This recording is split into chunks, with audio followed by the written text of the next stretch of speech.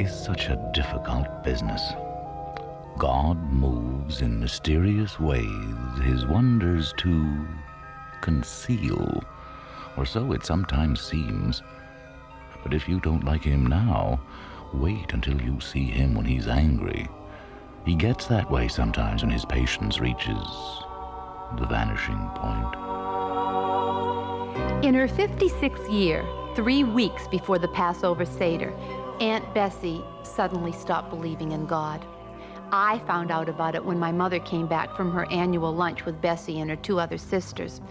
Each year they'd conduct their deliberations over drinks in a fancy restaurant, and this included a complete springtime going over of every other family member.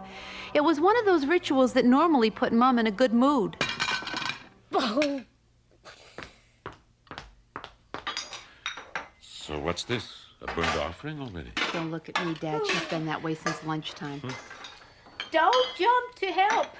The servant will do it. Mom, sit down. When I'm finished. Oh, boy. There. So, Maureen, what's the matter? The matter is Bessie. Aunt Bessie? What could Bessie do that's so awful? Tell me whose turn it is to make the Seder, Last year, I did it. The year before, my sister Minnie. Before that, my sister Dorothy. How many sisters do I have? We know it's Bessie's turn, Mother. What's the big deal?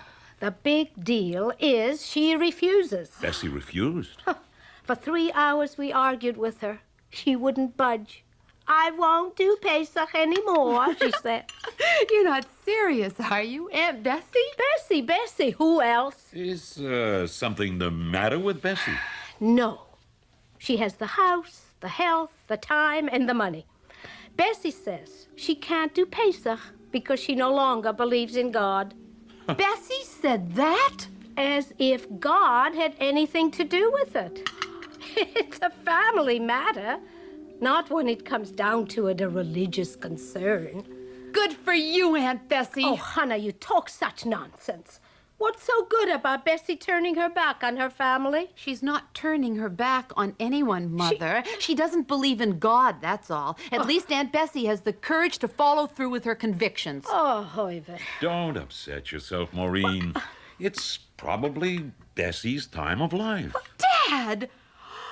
You're just putting her down because she refuses to be a hypocrite to satisfy the family. Hannah, at your time of life, craziness is rebellion. But when you get to Bessie's age, it's a condition.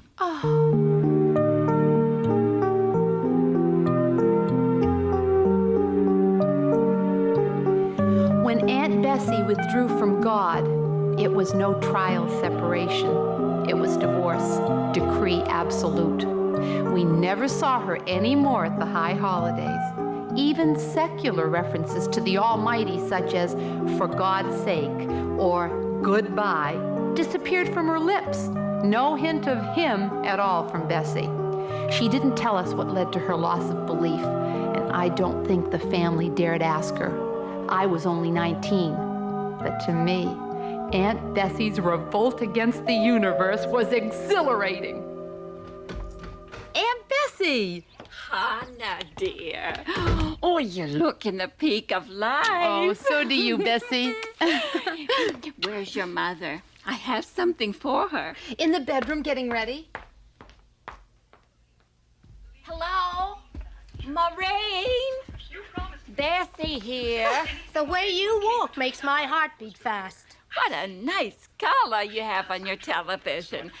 I still have Abe's old black and white one. I've heard it 100 times already. Bessie, the sister without the collar. And it's true. Oh, surely you could have one if you wanted, Bessie. Ha!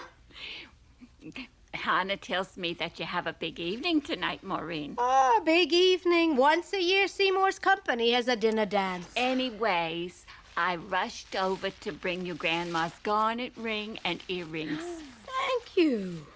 My God, Look at the size of those things. Yeah, those are antique pieces.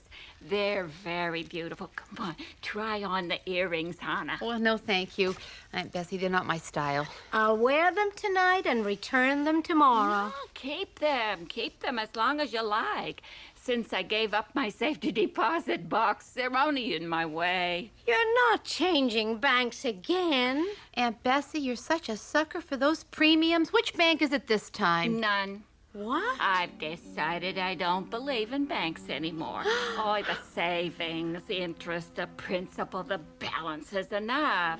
That I closed my account, turned in my charge cards. Oh, no. Look, money in the hand is real. The rest I don't believe in. What do you mean, believe? In God we believe. Some of us. In banks we find convenience. How will you do without checks? Oh, what's a check but a promise? And whose? Mine, the bank's? Look, you know how often those tellers change down there. You don't even get to know their names. Them I should trust? I pay everything by cash. Where do you keep your money?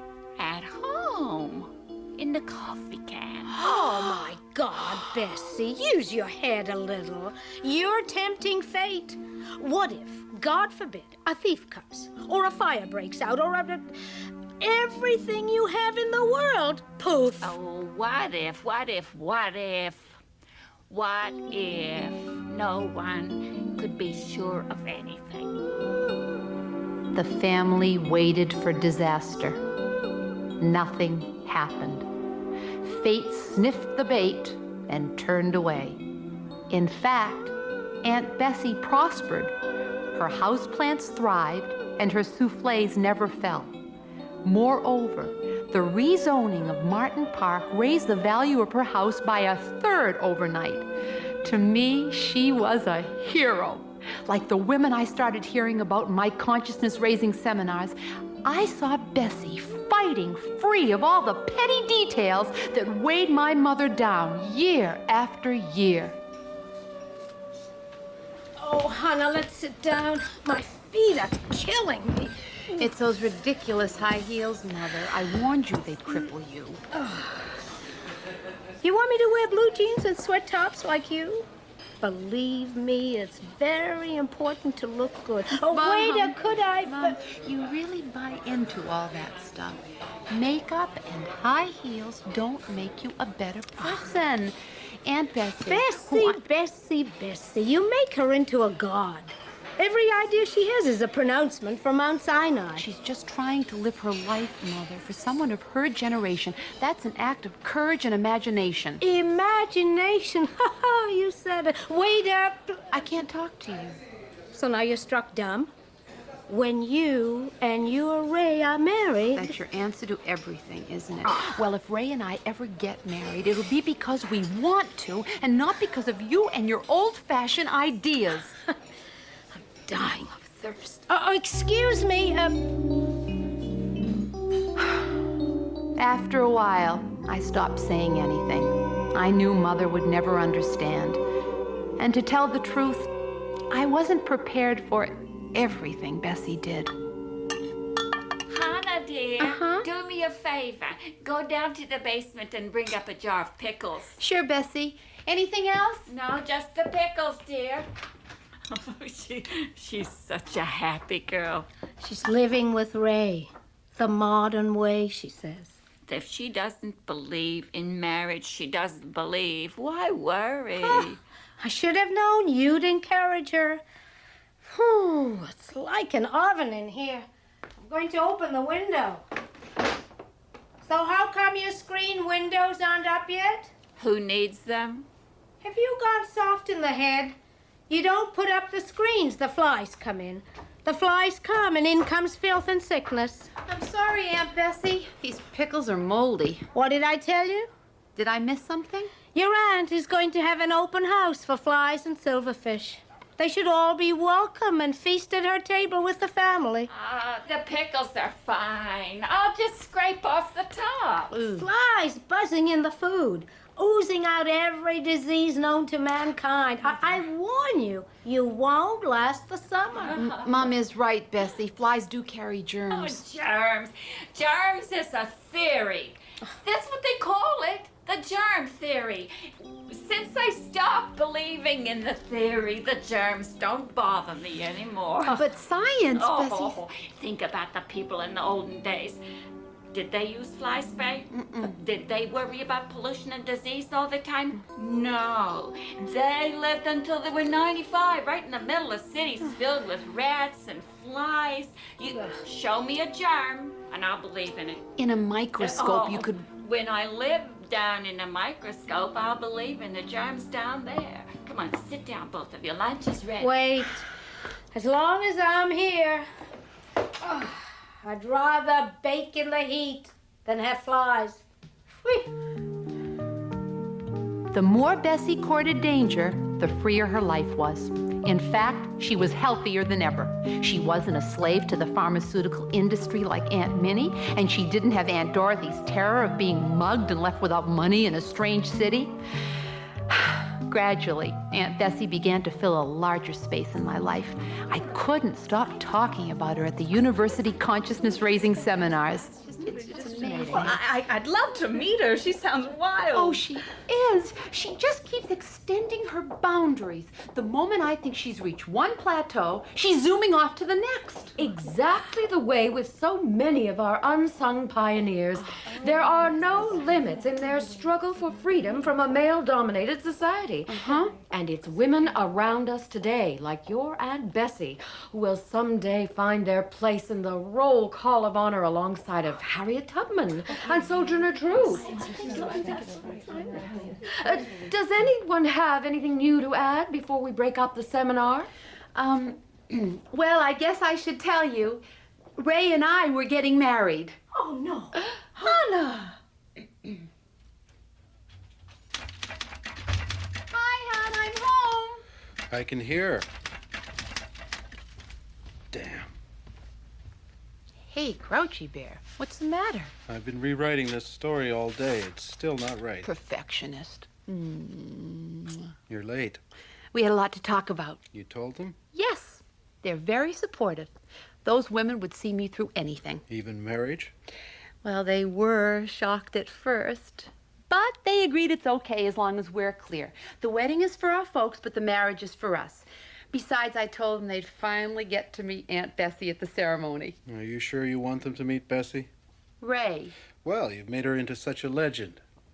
Well, I think you're just jealous.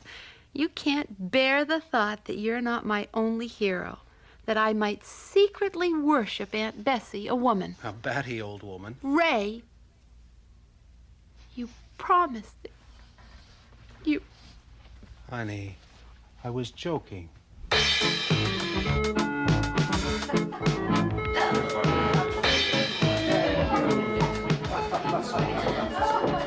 And here she comes. Hannah, you were stunning. I want the same dress when my turn comes. Oh, Rochelle, these trappings are just for our parents. Don't say a word. I'm glad you did it first. What? I was afraid I'd have to give up a white wedding. Oh, darling, here you are. The photographer's waiting at the head table. All right. How's my veil? Oh, it's fine. Stay here now. All right. Dorothy, Minnie. Well, Hannah, guess what? What? I'm having a great time. This is fun. Silly, I told you. Oh, well, now at last, now we're all together. Bring the cake over for the pictures. Just the family for the first Over one. here. Wait, Mom. Wait, no, wait. What is it, dear? Aunt Bessie. Where's Aunt Bessie? Well, you know Bessie. She's... Not even the reception? Not even for me? Oh, darling. How could she? We'd had a religious ceremony. I'd forgotten Bessie's quarrel with God. Or maybe I assumed her love for me would suspend her disbelief. Bessie held fast. I was shaken and hurt. But when I saw Bessie sometime later, she was so free of guilt or explanation, I couldn't stay angry. My anger seemed unreal. Her absence at my wedding seemed unreal. I soon stopped believing in it. My life became narrower. I had a marriage, a job, a home life. I didn't see my relatives for a while. Then, one day in April, my mother brought over some sewing to alter on my new machine. There.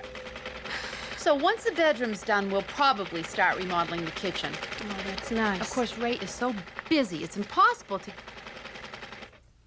Mother, is something wrong? It's Bessie. What's happened? She's gone too far this time. What?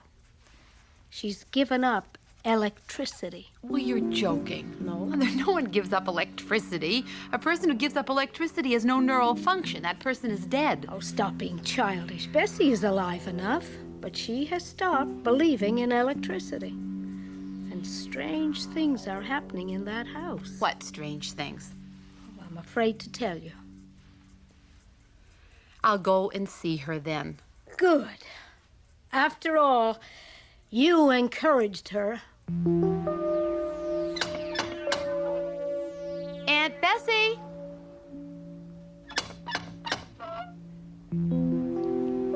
Aunt Bessie!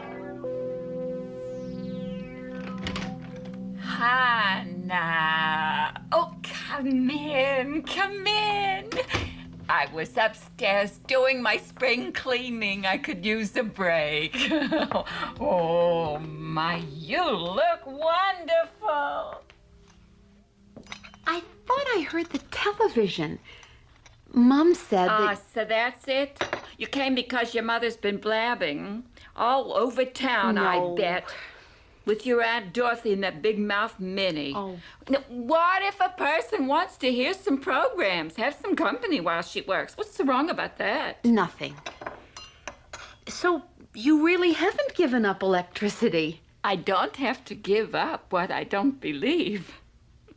Then how do you watch television? Oh, I'll show you. Follow me.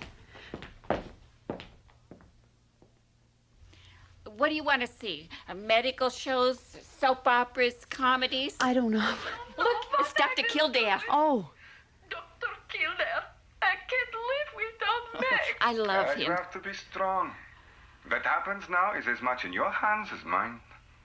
Wait a minute. Painting Dr. Kildare, painting Dr. Kildare. I think I hear my name being called. Oh, I love I him. must go, Mrs. Viltovich. Some poor patient is waiting for my compassionate gaze. But Aunt Bessie, how did you... He's a Go good to Mrs. doctor. Viltovich. Go. He needs you. There. But how do you... Shh, listen.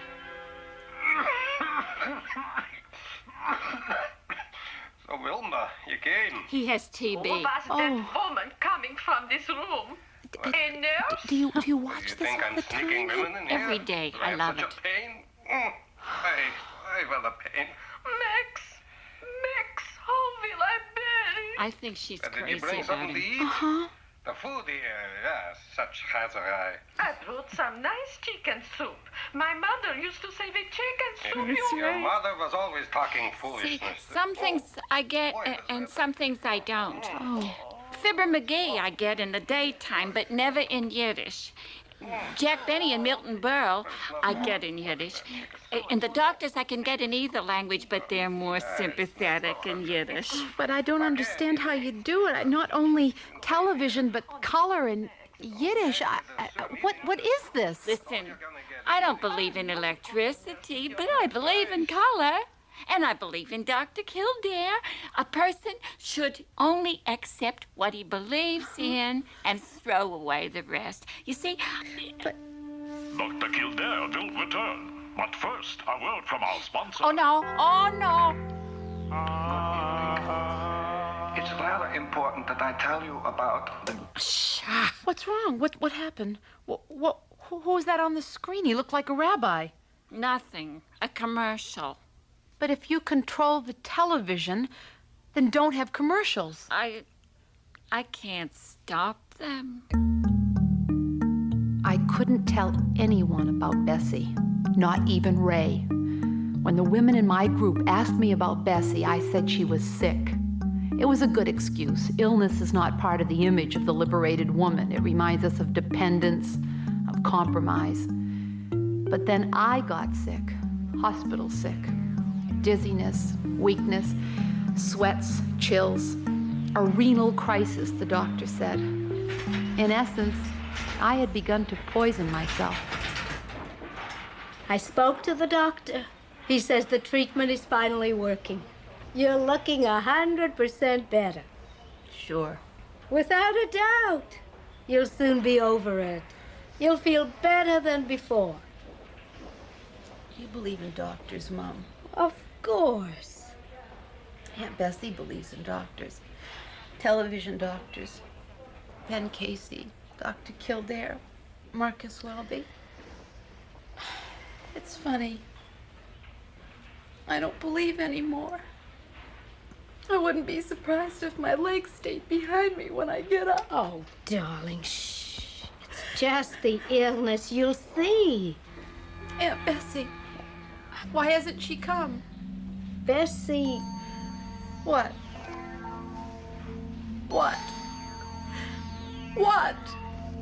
Bessie can't leave the house. I got better. I was back at home and at work, but something had changed. I didn't know what it was. Aunt Bessie niggled at the back of my mind, but things kept cropping up. Finally, I couldn't put it off anymore. I went to see her, but I wasn't prepared for...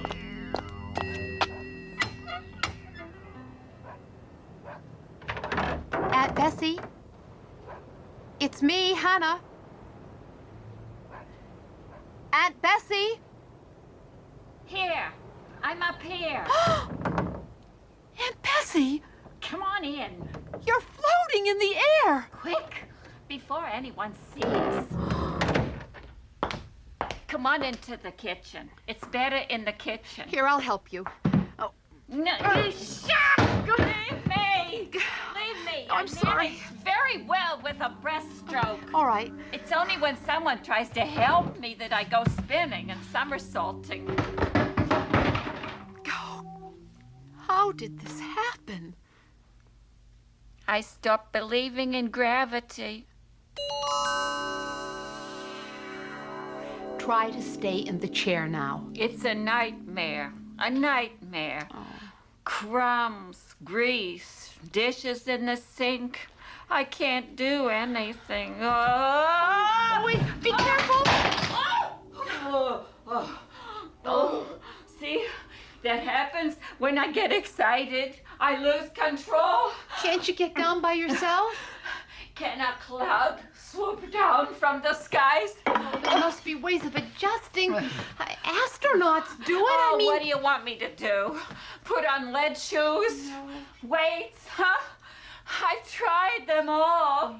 As soon as I put anything on me, it becomes weightless, too. The house, at least the house. Yes, exactly. I'm stuck in the house. We'll make it easy for you. We'll get help. Are you crazy? Do I want it blabbed all over town so I can be a sideshow? Step right up, ladies and gentlemen. See Bessie, the remarkable floating woman, the amazing double and triple flip comedy. No! Bessie, wait. Watch it. Watch it, your control. No, it's fine. I'm fine now. Sit down, hon. I'll stay up here over the cupboards. You see, help is impossible. I'll help. I'll stay with you. Oh. And at least you have that wonderful television. You can watch anything you want. No, I can't watch the television anymore. Why?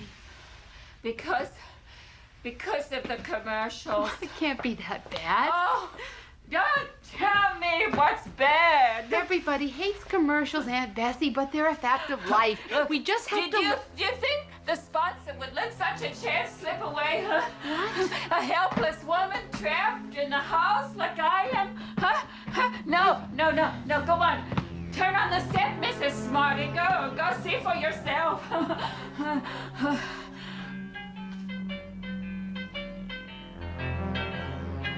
Aunt Bessie! Bessie! Come and see this musical. It's delightful. Right, just a moment. I'll try to swim to you. Oh. You see, Aunt Bessie? Yes, yes. So what? We pause now for station identification. What? This is Spirit TV. Is this the commercial? Turn it off. It's that rabbi. Turn it off. He looks so silly. Turn it off. I'll try another channel. Oh, it won't change. Excuse me. Am I on? What? No? You mean I'm on the air right now? They can see me? They can hear me? Oh, thank you. Thank you very much. Sorry, ladies and gentlemen. God, he's hopeless. Let's try the radio. It's too late. It won't turn off. I'm pleading with all the people in the vast television audience not to renounce the universe, along with the master of the universe. If for some reason they find it necessary to renounce him, I realize that in every relationship a certain amount of resentment... Oh, stop him, please. Stop him. Oh, Bessie. Well, it has to turn off. Where's the plug? Since the relationship is so one-sided, I beg of you, nevertheless, not to stop discussing. Oh, Bessie, just don't lose control. Wait, if it be in anger or despair or even, God forbid, in ridicule, keep his name aloud in your mouth. It is possible that certain distant suns are powered by the mere mention of his name. I'm finished. What should I do now? Oh, no. Sorry, ladies and gentlemen. We now go back to a regular program. Please, enjoy your movie. Oh, Aunt Bessie. I love you. Please, hugging is not possible. I'm sorry. I just wanted to hold you. And now, your attention, please. Where is she? Where's the one? That's the angry one. Look out. You left him, didn't you? I stopped believing in him. What could I do? Foolish woman. Oh, my God, he's... Soul goes in and out of belief 100 times a day. You won't escape, Bessie. You stopped running after him, looking for him, struggling with him. Even his laws you turned from. If I did, why did he take it? Why did he walk away like a whipped child? Isn't he any stronger than a 60-year-old woman? You think he made you for the fun of it, without needing you? How can his relationship with you be any stronger than you are yourself? He let it happen, that's all I know. He didn't fight back. A mensch fights back.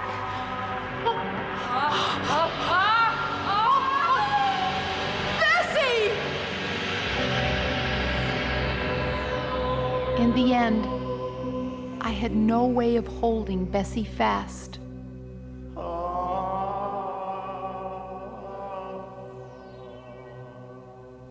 If only Bessie could have controlled the commercials, those incessant, interruptive words from our sponsor. It seems his message finally got through. And so, while we content ourselves with very high and ultra-high frequency, Bessie's getting her signal direct from the vanishing point.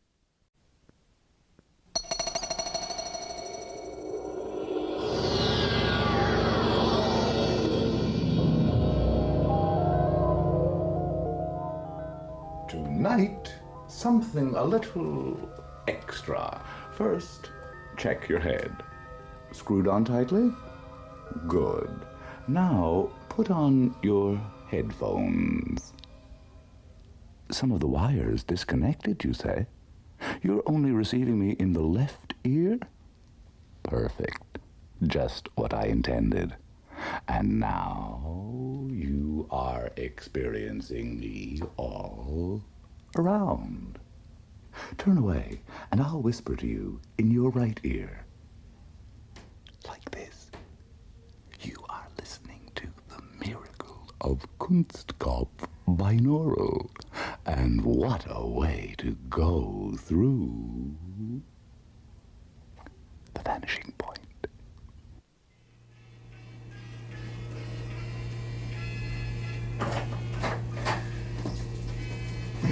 So, you must be Mr. Mason. Uh-huh. Tim? Yes. I'm Dr. Zengel. This is Debbie, my assistant. Hi. Hi. Relax, Tim. You look nervous. This is Mr. Mason's first visit. Yes. You better make it a good one then, eh? Yes. You remember I spoke to you about Mr. Mason, his wife phoned? Oh, yes, I remember now. You're lucky to have a wife who cares about your dental health. Yes. Look, just try and relax if you can. I won't be starting for a few minutes yet. Oh. Did you fill out some forms for me, Tim? Here they are. Ah, good. Now, let's see. It says here you haven't been to the dentist in 12 years, Tim. How'd that happen? Yeah, that's right. The last time I went, I was 15. After that, my mother couldn't force me to go anymore. I see. You're a dentaphobe. Yeah, that's what you call it. Well, Yeah. that's perfectly understandable. You know, in the last few years, psychologists have found out quite a lot about dentophobia. It's a genuine condition, nothing to be ashamed of. Really? Now, what brings you here to me? Any particular problems? No real problems. I guess I have a few cavities. I wouldn't be surprised. I'm here more for my daughter's sake. She has to start going soon, and well, she's a bit apprehensive. And your wife thought that you should be the one to set the child's mind at ease. Yeah, something like that, yeah. I see you had a general anesthetic. Yeah, I had my appendix out 3 years ago. Any ill effects from the anesthetic? No, just I had a crazy dream while I was under, but... And no heart problems? No, well, not that I know of. Good. Oh, and it says here that you want the nitrous oxide. Yes, that's why I came to you. I heard about this gas. I thought, well, if I have to go, I might as well enjoy it. Yes, everyone likes nitrous. Yeah. So, look, I'll tell you what, Tim. Why don't I have Debbie hook you up? Okay. You might as well relax while I examine your teeth. Yeah, sure. Might help. Now, how much work would you like me to do today? Just keep going till I tell you to stop, okay? Just put your head back. That's it. Now, this fits over your nose. Comfortable? Yeah, fine, thanks. Breathe through your nose. Deep breaths. That's good. What setting would you like? What's he at now? 45. Put him at 50 for now. Now you'll begin to feel a tingling sensation in your hands and feet. Okay. Just let yourself go. Okay. Pretty relaxed? Mm-hmm. Now, the first thing I'll do is count your teeth. Could you open up now? Open wide. Look at the mobile if you like. Do a little fish. Let me know if you feel any discomfort. Okay. And they're all there, Debbie. Quite a bit of plaque and staining. You smoke too? You drink lots of tea. Debbie, it looks like we have an occlusal on 12 and 14. 2 surfaces on 21. Occlusal amalgam on 23. 1 surface on 8. And 15. And 11. 2 on 18. Occlusal? Amalgam. You okay, Jim? You can close now for a minute. Big, deep breaths through your nose.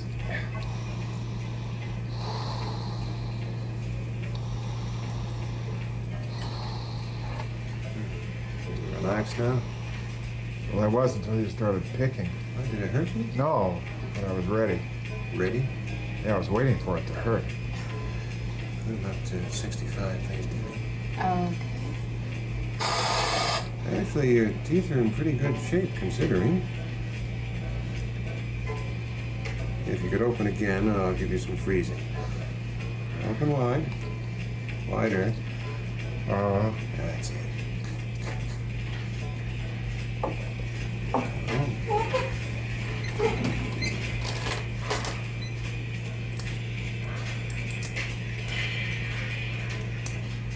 All right. This won't hurt a bit. It's all right. It's all right. Just relax. Nearly done. Okay. Now, you can close. There now.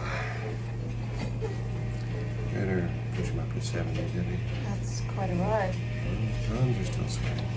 Deep breaths, Mr. Mason.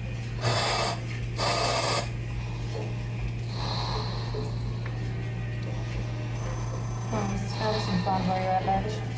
She won't. I'll tell you later. She's coming in tomorrow.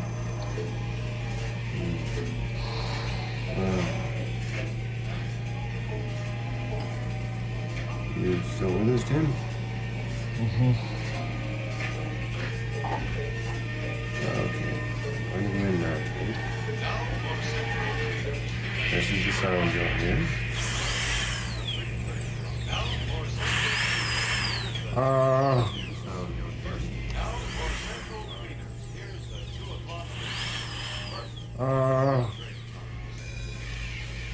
You all right there, Tim? I think so. I'll go slowly. Open, please. That's it. Open wide now.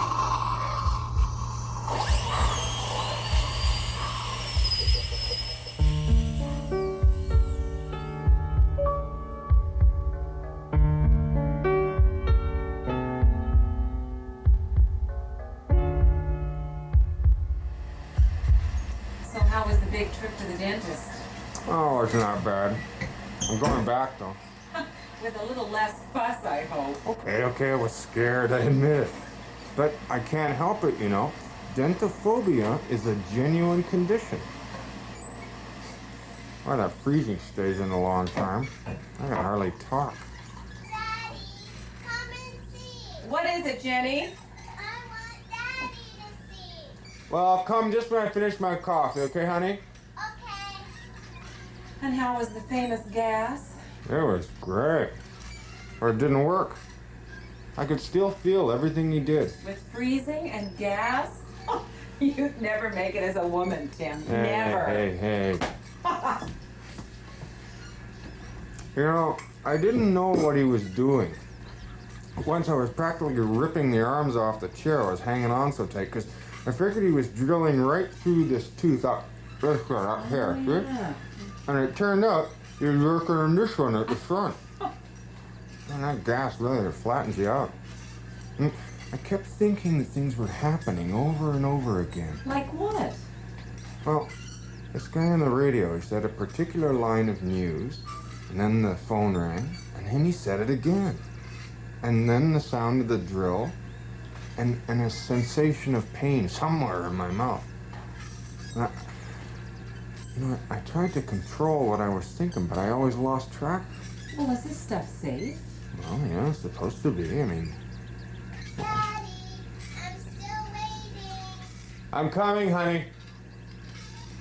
I wanted to tell him to stop, but I figured I was there. I might as well just put up with it, you know? Don't tell Jenny any of this. Are you kidding? I only went because of her. It's so stupid. I kept getting this feeling that I'd been there a long time or before or something. I don't know. I can't describe it. It felt great when he let you just lie there and take it in, though. Once you started up that drill, it got pretty dark in there. Well, come and show Jenny your fillings. Yeah, some air would do me good. Daddy, watch me. Watch what I can do. Okay, I'm watching. See? Hey, that's great, Jenny. Very good, dear. Now what's this? No, you better do that sitting down, Jenny. Darling. I can do it. Jenny, no, Jenny, don't stand on a swing. You'll fall. Jenny! Oh, my God.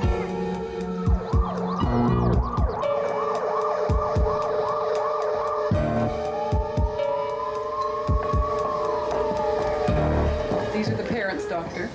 Any history of other falls?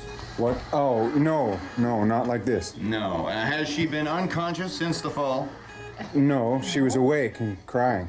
See, I could see that her arm was broken, so I just wrapped her in a blanket and I got her here as soon as I could. Right. She passed out in the car. And the fall was not caused by a loss of consciousness? No. Was she rational while conscious? She's a 5-year-old girl who had just broken her arm. Yeah, of course. Well, in children of this age, falls can be serious. She seems to have taken most of the impact on her lower jaw. The broken arm here is probably good. That lessens the blow to the head. But I can't see why she's lapsed into a coma. Why not? Well, children of this age have falls all the time. Quite often a concussion results. But usually the effects last only 10 to 30 minutes. And quite frankly, that's most unusual. We'll have to keep her here. Oh, no. Even if she were to regain consciousness now, we'd have to watch her at least overnight. Let's go.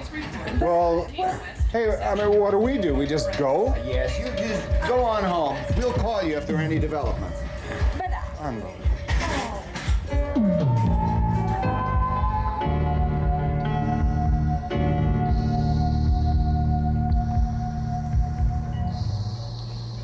How do you feel, Miss Mason? Okay. And the house family? My daughter broke her arm. Oh, dear. Okay. Open, please. Nice and wide. That's it. Oh, Mrs. Patterson phone. Yeah, what's she want?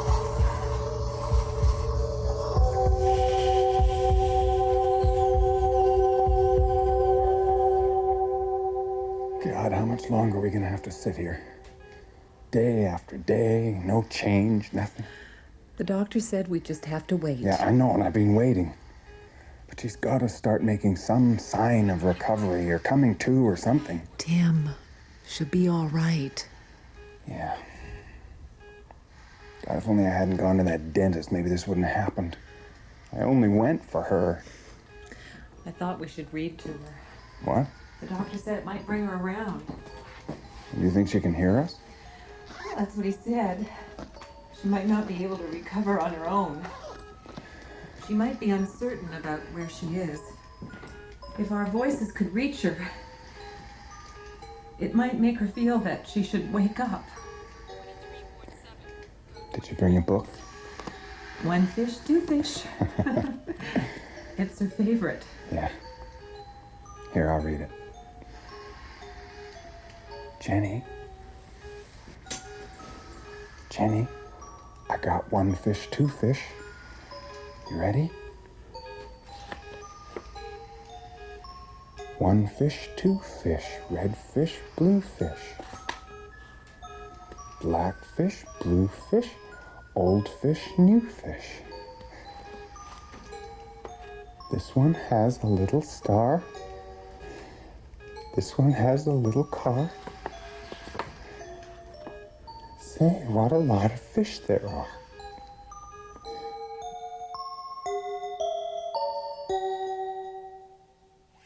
Whoa! Did I hurt you? I thought you jumped. No, it's just a gap. Well, enjoy it while you can. I'm almost finished here. Now open wide. Look at the mobile up here. Two little fish. They'll help you relax. Maybe I'll need that bigger ball burner too. How big? Biggest one you've got. Look, Doctor, please try and understand. My wife and I are doing the very best we can under the circumstances. I mean, our daughter has been lying here in some kind of coma for weeks now, and we sorry, Mr. Mason, Mrs. Mason, but I'm only a doctor. What do you... Look, we are trying to live a normal daily life here. I mean, we go to work, we shop, we go to the dentist, but We can't handle this situation because we don't know what the situation is. Now, isn't there anything, just anything you can tell us? I'm sorry, but I just don't know.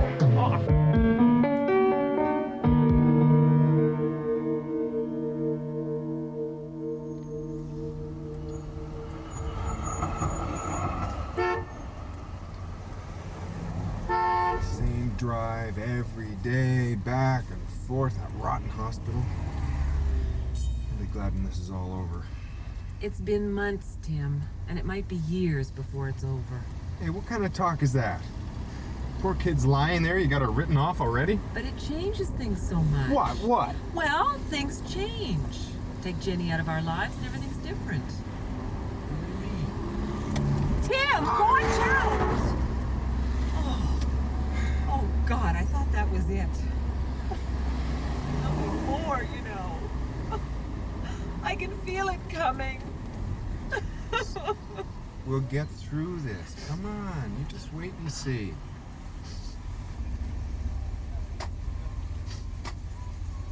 Well, here we are.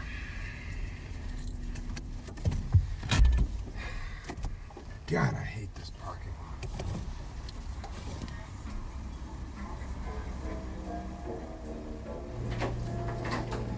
And how are we today, Tim? I'm confused. You're too tense. Try and relax. No, but I know the worst is yet to come. The worst? Well, I don't understand what happens when I'm on this gas. I'm afraid of what might happen next. Maybe we've gone far enough. No, it's not the procedure. It's his fear. Cloudy and cooler. Should we try a tooth with no gas? No, please. No, don't. I thought not. Don't worry. I won't hurt you. Now open wide. That's it. You remember the sound.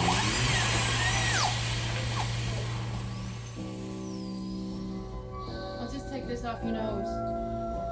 There. There. And you're not Debbie. No, I'm Jill. So it can't be. Oh, sorry, but you're not Debbie. I'll have to tell Debbie you were thinking about her. Well, no, I'm not really about her, really. It's just I've got this little theory about the nitrous gas. Everybody loves nitrous. Yeah, I get this strange sensation that everything that happens while I'm in the chair has happened before. You know, it's like I'm in a kind of spiral. Oh, and... some people just lie there and laugh. Yeah, well, must be just me. Since I've been coming here, my life's been a mess. But you're not Debbie, and both these fish are green. I don't understand. It must be the gas. Maybe I should try a session without it. Don't worry about it. Everyone flips. There was a man in here yesterday who started calling out in the middle of a filling. He starts calling, "Okay, you go ahead." So the doctor stops and asks him what he wants. And he says that his son asked him if he could use the washroom. And he hadn't? No. The kid had gone home with his mother about an hour before. But I'm sure I had it all figured out. Maybe next time. Do you know when you come back? Yeah, a week from Thursday. Good. Debbie should be back by then. She's in North Carolina, right? Did she tell you? I don't know. I better go clear my head. Bye.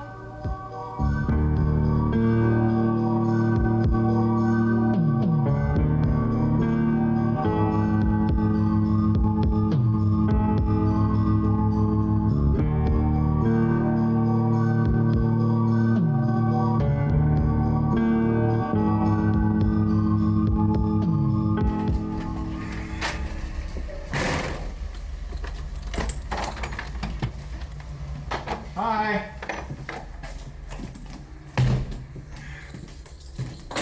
Donna, I'm home. Donna? You upstairs?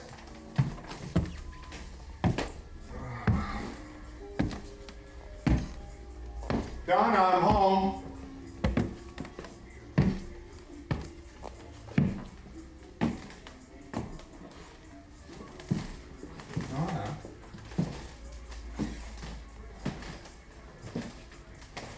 where are you?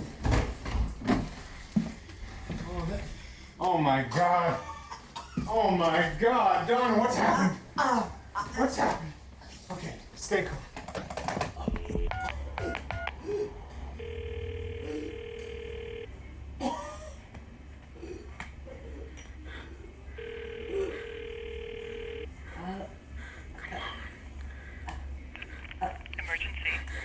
It's my wife. Did you want police, fire, or ambulance? She's been hurt. You want an ambulance? She's been shot. And the police. Could I have the address, please? It's 19 Pillars. These are all routine questions. Who found the body? What do you mean the body? She's not dead. Right. Who found your wife? I did, but And what did you do with the gun? Look, I didn't shoot her. I just found her there. Do you own a gun? No, of course Do you not. know of anyone who'd want to kill your wife for any reason? No. Why would anyone want to do this? Well, that's something we ask ourselves every day on this show. Well, thanks for your help. I hope things work out. Ah, Doctor, before I go... Oh, yes. The bullet entered the head here. By the angle of entry and so on, I'd say she was lying down at the time, most probably asleep. She may not have any sense of the need to wake up. Very tricky. Thank you. Oh, Mr. Mason. You don't need to go anywhere, but you're at home, do you? No. Good. Oh, and I'd advise you to stay here as long as you can. Your place will be full of nosy cops for the next little while. I'd sit tight for a bit if I were you. Good night. But I didn't do anything. Oh, doctor, tell me. She hasn't been shot, has she? Not unless someone pushed that bullet into your wife's head with his fingers. You must realize, Mr. Mason, that I can't say now what your wife's condition is. All I know is that she has a bullet in the head. Until that bullet is removed, I know nothing more. Now, unless you have someone with you who can go in and fish that bullet out, because I don't have anyone here who can do it, and the call for someone has gone out, believe me, you'll have to do what I say and wait and see. Wait and see? Wait and see? Is that all you doctors can say? We've said all we can for now. Now, I can appreciate your concern. Would you like a sedative or something to calm your nerves? Calm my nerves. Nurse? That's what I take at the dentist's. He tells me it'll only take a minute, but this looks as if it's going to take a lifetime.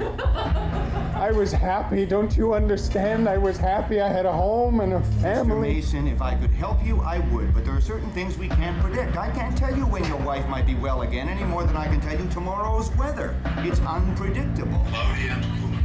Chance of rain in the afternoon. That's it. I beg your pardon? That's tomorrow's weather forecast. I heard it on the radio at the dentist. I don't know what you mean. I heard it over and over and over. And I heard the phones and the news and the drill and the suction and all the hissing of the gas and Mrs. Patterson and North Carolina and cloudy and cool with a chance of rain in the afternoon. Don't you understand? All of this will spin away back to whatever pit in my brain it came from. And Donna won't be here, and Jenny won't be in that other room, and I won't be here, and it's true, isn't it? I'm still at the dentist. Dr. Zengel, let me out. I've had enough.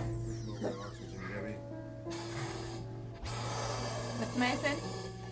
Mr. Mason? I'm just finishing, Tim. There won't be any more drilling. You're breathing pure oxygen now. Take a few deep breaths. There. I'll just polish this filling a bit. There. Not bad. Finished? Yes. Go ahead and rinse them out. There'll be some debris in your mouth, Tim. I did a lot of work in there today. Debbie will rinse you out. Open.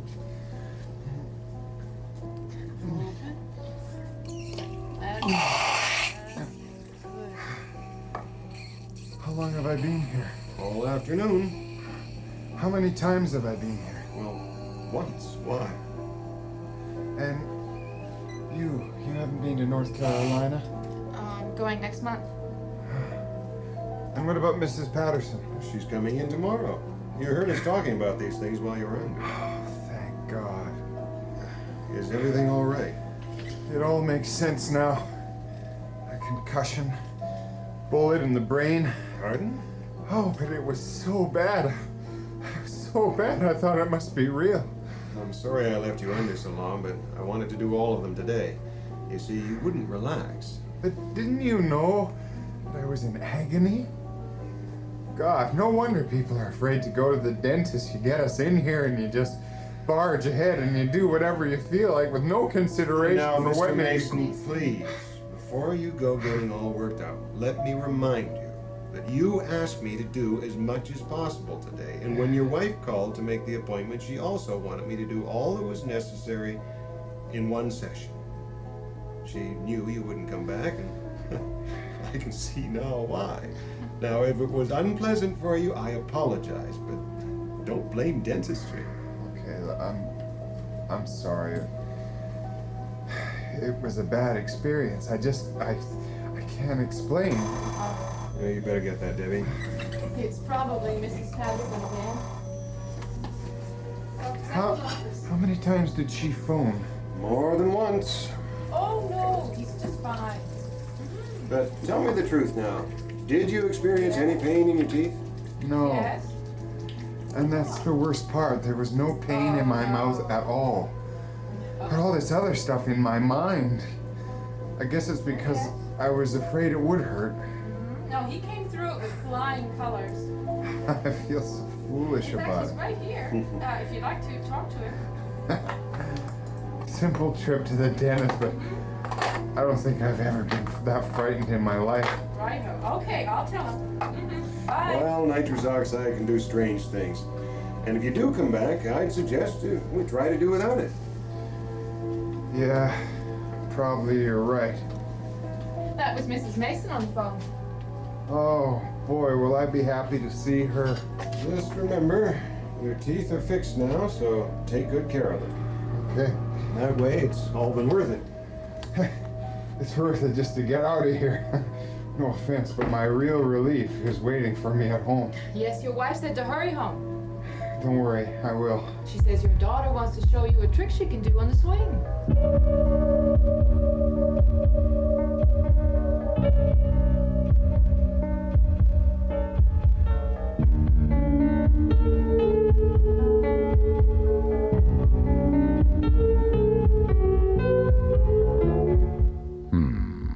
Something to sink your teeth into.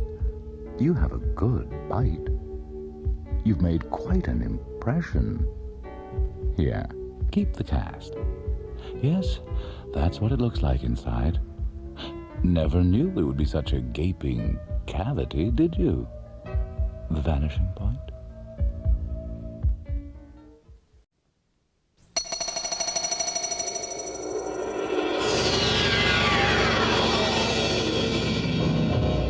We are about to try a little experiment. The formula looks good on paper. The theory is sound. But there just might be some deviation over time. That's where you come in. Ready? We're minus 30 and counting towards the vanishing point.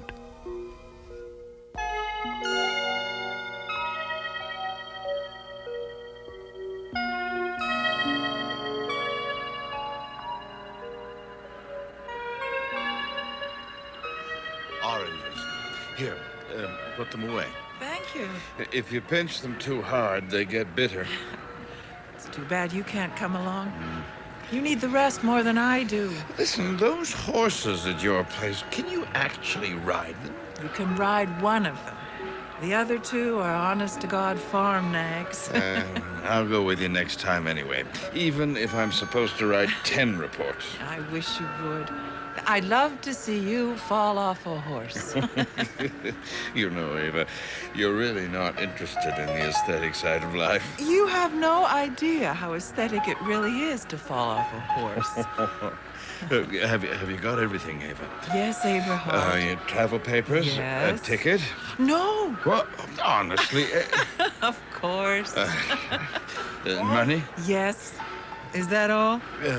Give my regards to your parents and send me a postcard, or better still, phone. Okay. And above all, take care. I'll try. And you too. Bye, Eberhard. Bye, Ava. All the best. Bye, Eberhard.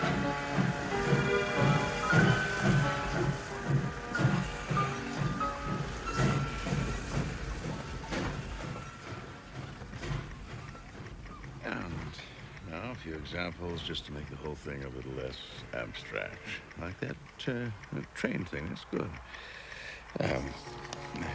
What must be considered as definite is the speed of light representing the constant factor. Everybody ought to get that. Imagine a train moving in a straight line. In the middle of the train are situated a source of light and an observer. Through complicated mirror and measuring devices at the front and the back of the train, the observer can establish the fact that the beams of light at both ends of the train arrive at their destination at one and the same time. But a second observer, who's watching the train as it passes him by, will be lit up by the beam of light at the back of the train sooner than by the beam of light at the front of the train, because the train is traveling in the direction of the light beam from the back of the train. That's good. Now, from there, I move over to the argument that time also is only a relative idea, that is, that time is subject to motion. As an example, I'll use the spacecraft idea, throw in a little science fiction, and so make it more interesting and colorful. If a craft is moving in space at half the speed of light, controlled by an atomic clock on board, then actual time passes by 2/3 slower for the crew of the spacecraft than time on the planet Earth, which in turn means that if the crew spends a full year in space, after their return, a year and a half would have elapsed on Earth. Therefore, there is no such thing as absolute simultaneity. One moment, please. Let's see. The system possesses more or less its own time dimension. Yes. And then in passing, I'll mention that these facts also used to occupy the minds of physicists like Einstein, Lorentz, Minkowski, Ernst. Good evening. I'm Police Inspector Miller. You are Eberhard Kowalski? Yes, sir. May I come in for a moment? Certainly. I'm afraid I have to ask you some questions. Yes? Approximately 20 kilometers out of Recklinghausen, a young woman was found dead on a path in the woods. She was wearing pants, a gray-green striped pullover, and gumboots. She had no papers on her whatsoever. What's that got to do with me? We haven't been able to identify her. The only thing we have to go by is a postcard addressed to you, signed Ava. Oh, my God. You know the lady? Yes, of course, yes. I'm sorry. Could you tell me where the lady was staying at the time? She was visiting her parents. They live near Recklinghausen. You had the address? Yes. Just a moment. Here.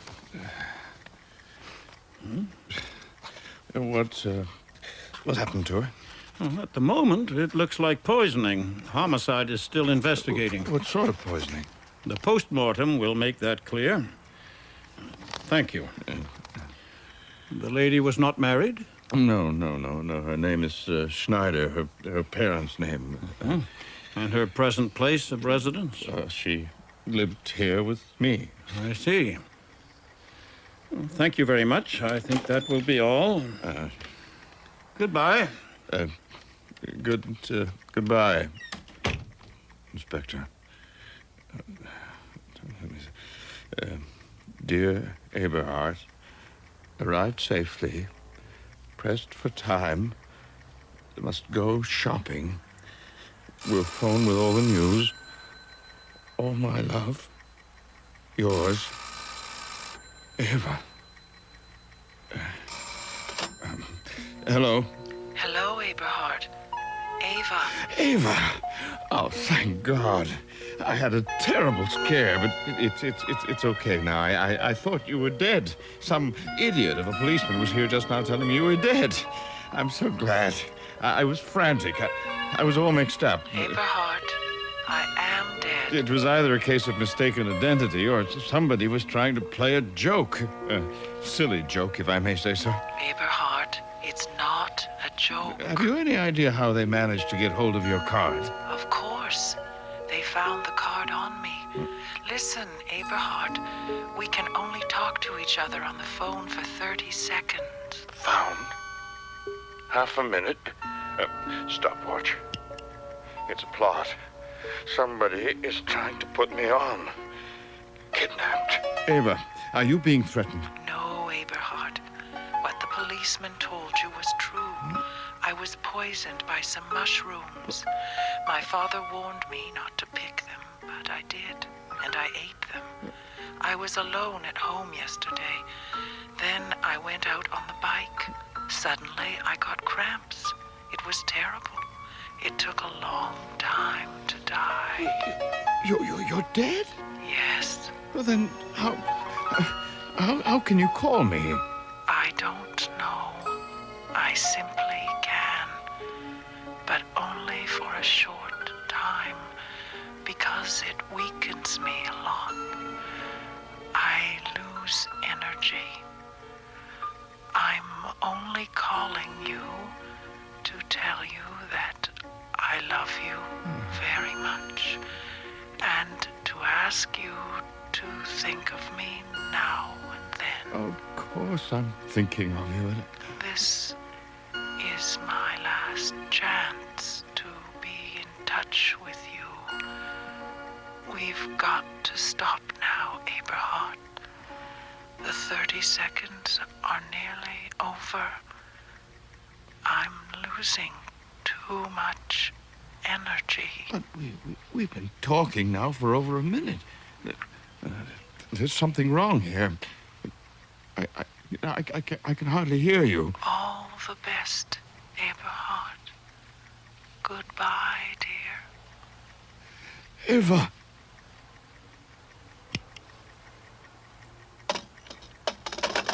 One minute, 20 seconds. Half a minute, she said. Wait a minute.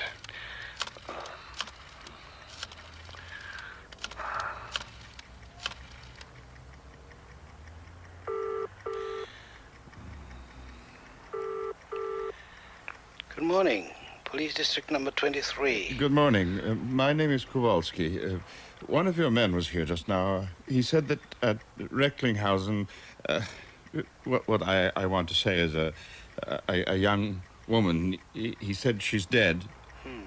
Well, that would have been Sergeant Miller. I wanted to inquire if it could possibly be a mistake. Oh, I'll check it out for you if you like. What was the name? They only had the name Ava. Here we are, the copy. The original must be with Sergeant Miller. A woman named Ava was found dead near Recklinghausen. She had no identification on her, only a postcard addressed to a Mr. Kowalski. Is that you? Yes, that's me. I'm sorry, but there's no chance of a mistake. Thank you very much. Goodbye, sir. Goodbye.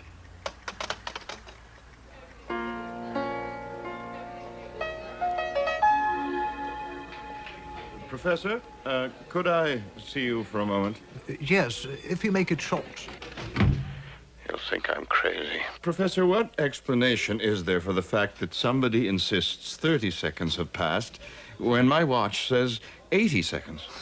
One of the watches is faulty. But what if you eliminate that possibility? Oh. In that case, the watch that shows the lesser time of the two is working in a non-stationary system. T equals T stroke divided by the root of 1 minus V square above C square. Yes. You ought to know that. Thank you. I only needed your confirmation. Surely you weren't just inquiring about the formula. Have you discovered any deviations? None concerning the Lorentz transformation. But... somebody who's dead called me. That's interesting. And at the same time... time passed for the caller by 2/5 slower. The caller said we could talk to each other on the phone for half a minute, but then it became 80 seconds. According to your theory, then, the dead are in a constantly moving system. Yes, providing your axioms are true. But I am no theologian, so quite unable to comment on your theories. He thinks I'm crazy, and I don't blame him. I don't blame him. He'll be quite right if I go on like this. Yet, I'm afraid I have one more question, sir. Yes. Let us assume a body moves in a straight line under constant speed away from point P. A second body is to catch up with it and then move alongside the first body at the same speed. Is that possible, despite the fact that no energy is given off during the flight? Well, if everything depends on the initial impulse, we will have to imagine an asymptotic approach. Mass times acceleration. If I'm not completely crazy, then it must be possible to join Eva. All right, let's pretend I'm not crazy. Because Eva's spirit is in motion, it follows that during the act of dying, energy is being released. Energy exists in proportion to its impulse. If you die slowly, a great deal of energy is used up. If you die quickly, a lot of energy is conserved. If energy is in direct proportion to the later speed, then one divides by delta T as in proportion to V. Therefore, if I die quickly, I'll catch up with Eva. But I'll race by her. I must prevent that. Why don't you come to my lecture? It's called the asymptotic approach. That's when I go into the problem in great detail. Thank you very much, sir. Oh, not at all. So, as soon as I reach Eva, we'll simply melt into one single body. But I'll still try an asymptotic approach. What I actually need is a quick way of committing suicide. Shooting, jumping out of a window, dynamite. No, too messy. Electrocution. But first there may be another way. Might be an experience. Have you had any experience with spiritualism? No, it's my first time. Are you relaxed? That's the most important thing, you know. Yes, I think so. Good. May I please introduce Mr. Kowalski, one of our new guests? Oh, yes. Nice to meet you. How do you do?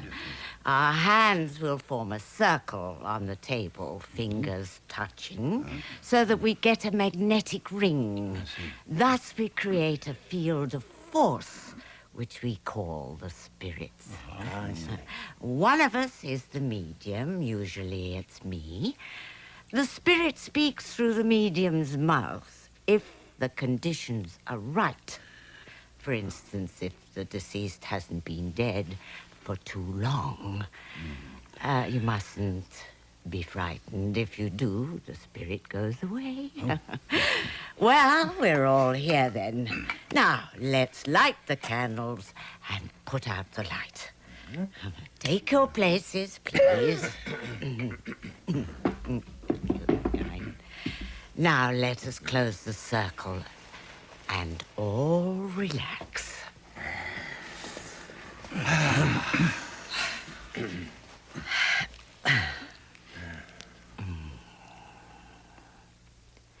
Which of the deceased would you like to talk to, Mr. Kowalski? I want to talk to the spirit of Eva. All right. Let us concentrate on the spirit of Eva. Let us give it the opportunity of visiting us. Through our concentration, let us make it possible for Eva's spirit to materialize by proxy. Eva. Spirit of Eva, we call you. Reveal yourself to us. Eva. Spirit of Eva. If you are present, knock. It's all nonsense, of course. I don't know why I'm here at all. Spirit of... There's one among us here who's not concentrating. Huh? Eva's spirit has found an obstacle in her way. I'd better concentrate. Eva.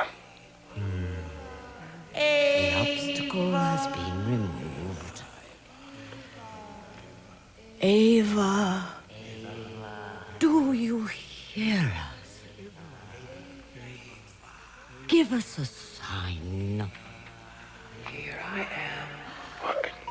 Is it you, Eva? Yes. Are you losing energy? No. Everybody's concentration is sufficient. So you can absorb external energy? Yes.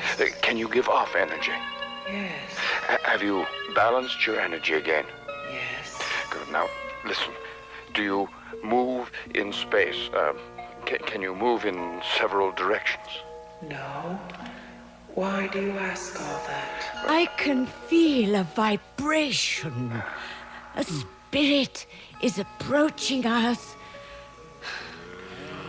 We call you, Spirit of Eva. Is it you? If it is, knock. No, why not? Please, give her knock. Is it you? Now they'll be happy. Spirit of Eva. I'm going to join you, Eva. Don't kill yourself, Abraham. Why not? I move on an entirely different time level than you do. You could never reach me. I think I could. By dying slowly, you've lost a lot of energy. If I die quickly, I'll conserve energy, and I'll be able to catch up with you. You'd better tell them that you're actually here. Oh, there she is. Quiet, please. Eva's spirit is among us. Spirit, have you any messages for us? We have the mother of little Beatrice among us, and she is very worried. But wouldn't you just race by me? Well, as soon as I reach you, I'll transfer some energy to you so that our speeds will equalize. And if it doesn't work? Of course, it's risky, but it's worth it.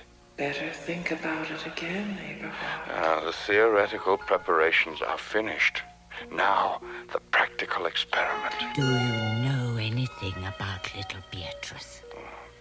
Have you no message for her mother? Is she all right? What a nuisance. All right, I'll knock again. And you don't even know these people. Never mind. It will please the mother. Yes. You know, Eva, sometimes I think I've gone completely crazy. Maybe it's all my imagination. No, it isn't. You just have to concentrate on me, on what I'm thinking. If you do, I'll talk out of your mouth. You'll have plenty of witnesses here. A rocket explorer named Wright once traveled much faster than light. He set out one day in a relative way and returned on the previous night.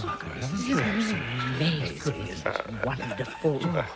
That used to be our favorite rhyme. That's right.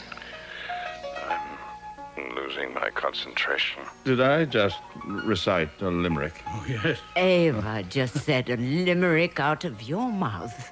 You're an excellent medium, Mr. Kowalski. You are. I was most impressed. Well, I'm not crazy after all. My theories are correct. Now, shall we put the light on and have a little liquid refreshment? Come along.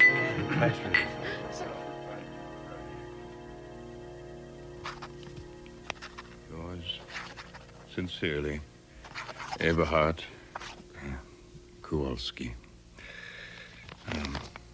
This is my last will and testament. After thorough investigation, I put into practice the following theory. He who dies a quick death finds himself after death in a rapidly moving system. A slow death correspondingly slows down this movement. My experiment, of which the motives are admittedly not entirely scientific, but also emotional, can be described as follows. My goal is to reach the time plane of my friend Eva after my death. the present time difference between Ava and myself can be expressed in the ratio of 2 to 5.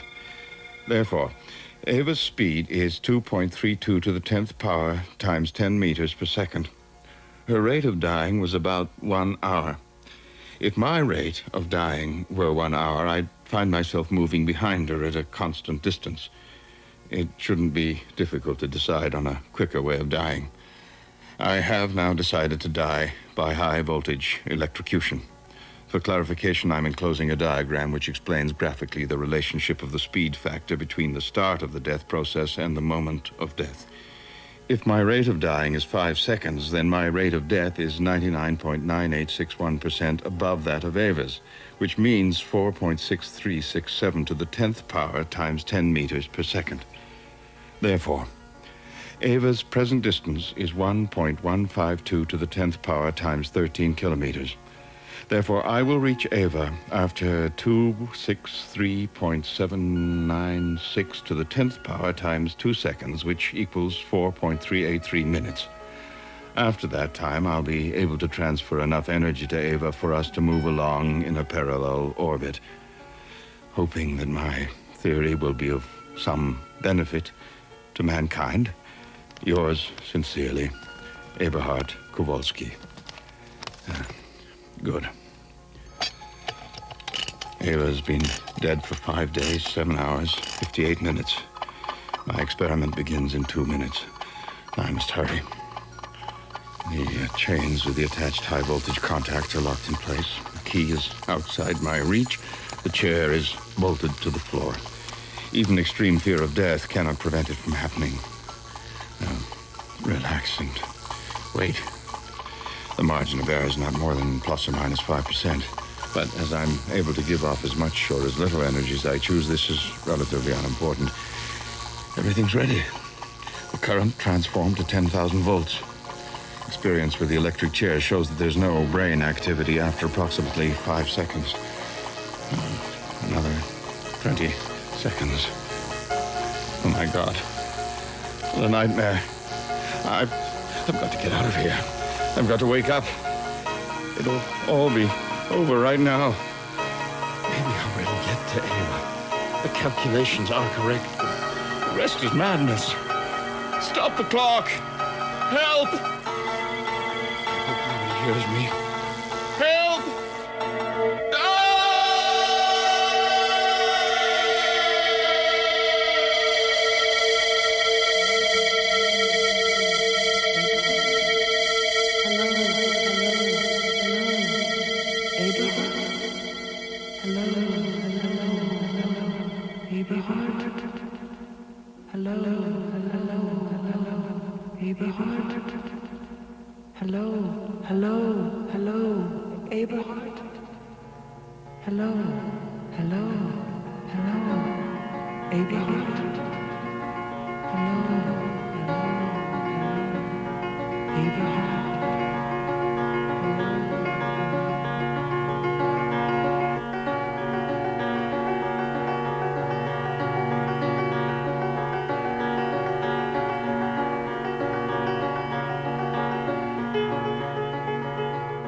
Genius or madman? Redeemed in another time dimension or merely fried? It's all a question of impulse and proportion. Eberhard has made an impulsive choice, the sanity of which is indirectly proportional to his accelerated approach towards the vanishing point.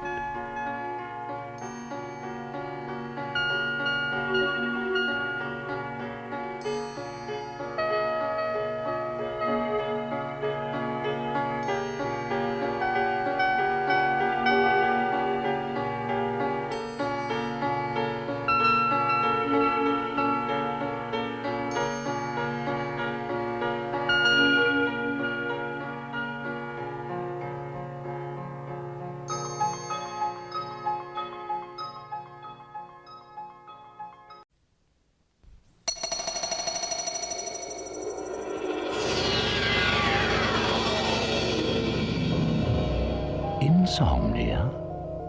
Try one of these. It won't make you drowsy, On the contrary, it may keep you up a little longer than you expected.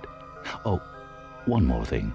Do exercise caution when driving. That's what it says right here on the side. Not that side. This side of the vanishing point.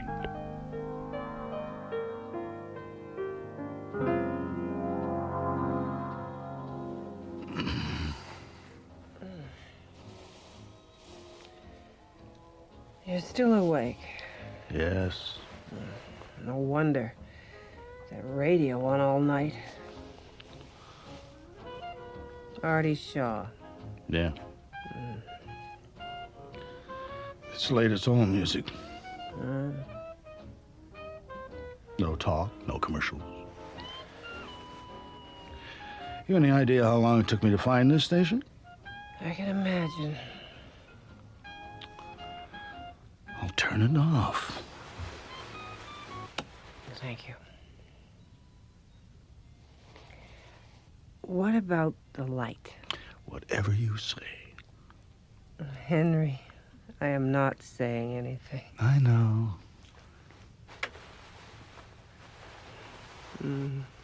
Poor you. I know. Satisfied? Absolutely.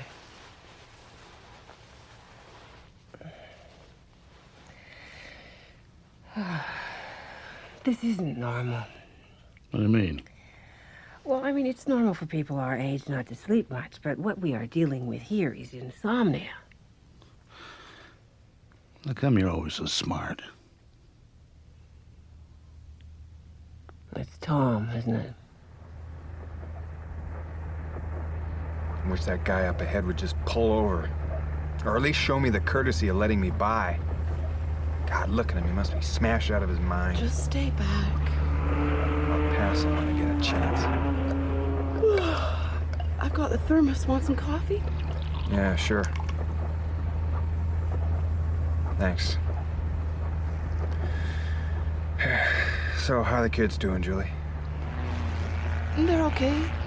They're asleep. It is Tom, isn't it? Oh, Henry. Stop worrying about him and let me sleep. He'll be here tomorrow. 23 hours on the road is too long at one stretch. There's all kinds of maniacs on the road this time of night. They probably stopped at a motel. Oh, not likely. Once Tom gets an idea in his head, he won't listen to anybody. There is nothing you can do about it now. He drives too fast. I am going to sleep.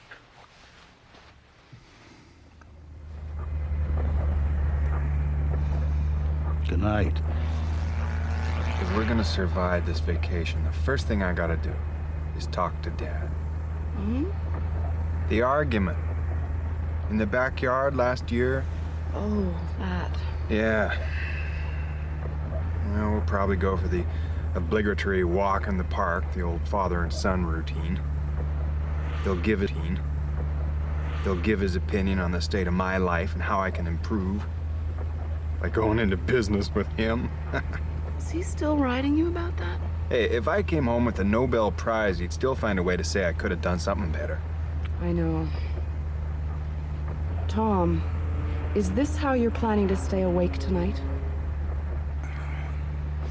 If you are so concerned about the driving, then why didn't you offer to fly them all down?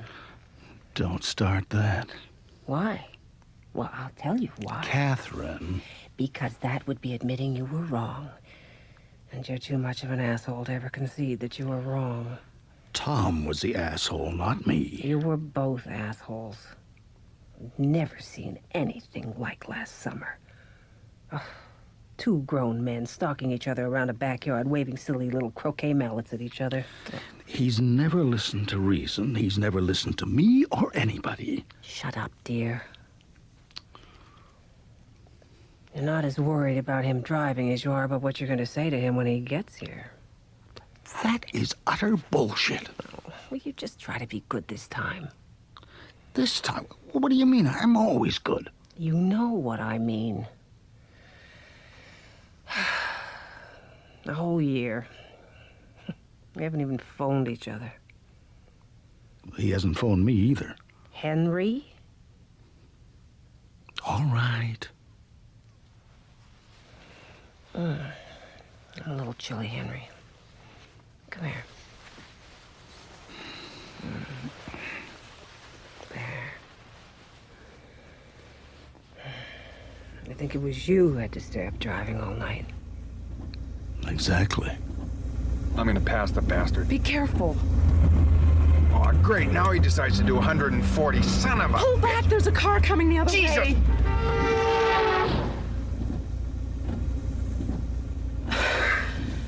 Well, that'll keep us awake. You all right? If I felt any better, I couldn't stand it. Oh, great, buddy. Now slow down to 50. I should have bought them plane tickets. Would that make any difference? You just worry about something else. Try to sleep. Catherine? What now? I'm dizzy. I'll get you a glass of water. I'm going for it. Tom!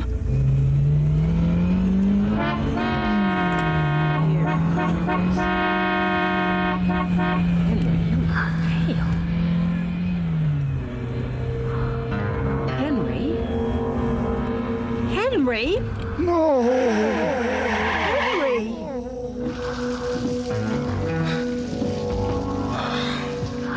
I don't know how we didn't get hit.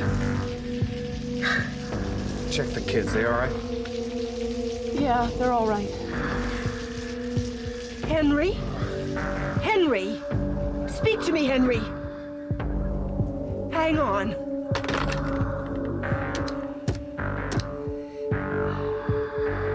Hello? Emergency?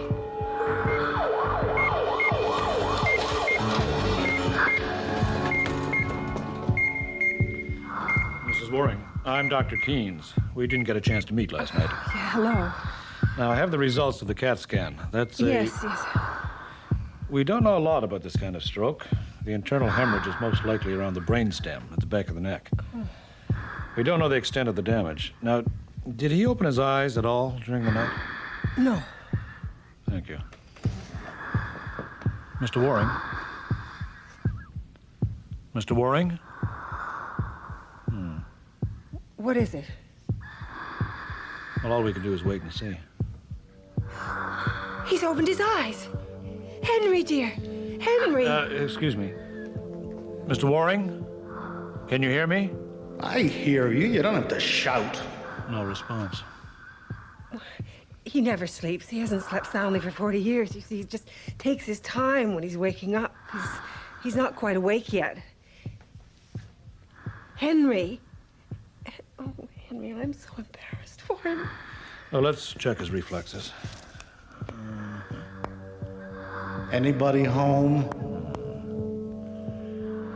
There's very little response. Mr. Waring, can you see anything?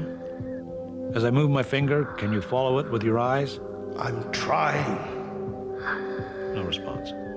Where's Tom? My husband's, well, you see, my husband, he's always done everything for himself. My husband is very tired. Well, he might not have heard us, Mrs. Waring. Oh. He's closed his eyes again. Yes. You don't think he's aware of us? Well, we don't know how... But he opened his eyes after you talked to him. Yes, but that may simply be a reflex action. In other words, a coincidence that he opened his eyes just then. It is early. Things may change. Talk to him if you like. It won't hurt in any case. I'll check in later.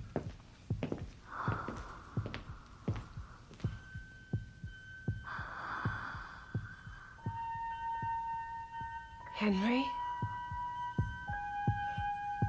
I'm here. Tom's coming. Today.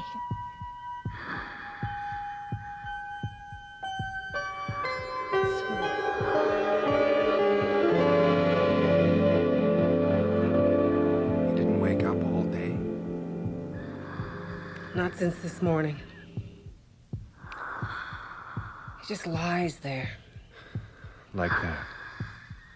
Mm-hmm.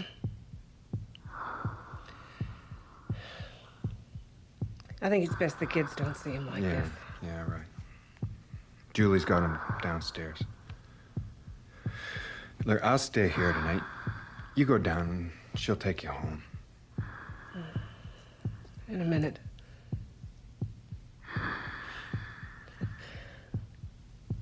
I haven't seen you yet. How was the drive down? Well, we're here. You and your father had a lot to talk about. Yeah. We still do. Come here.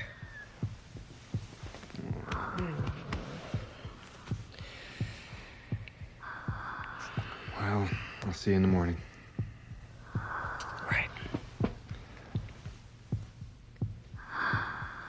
Good night, Henry.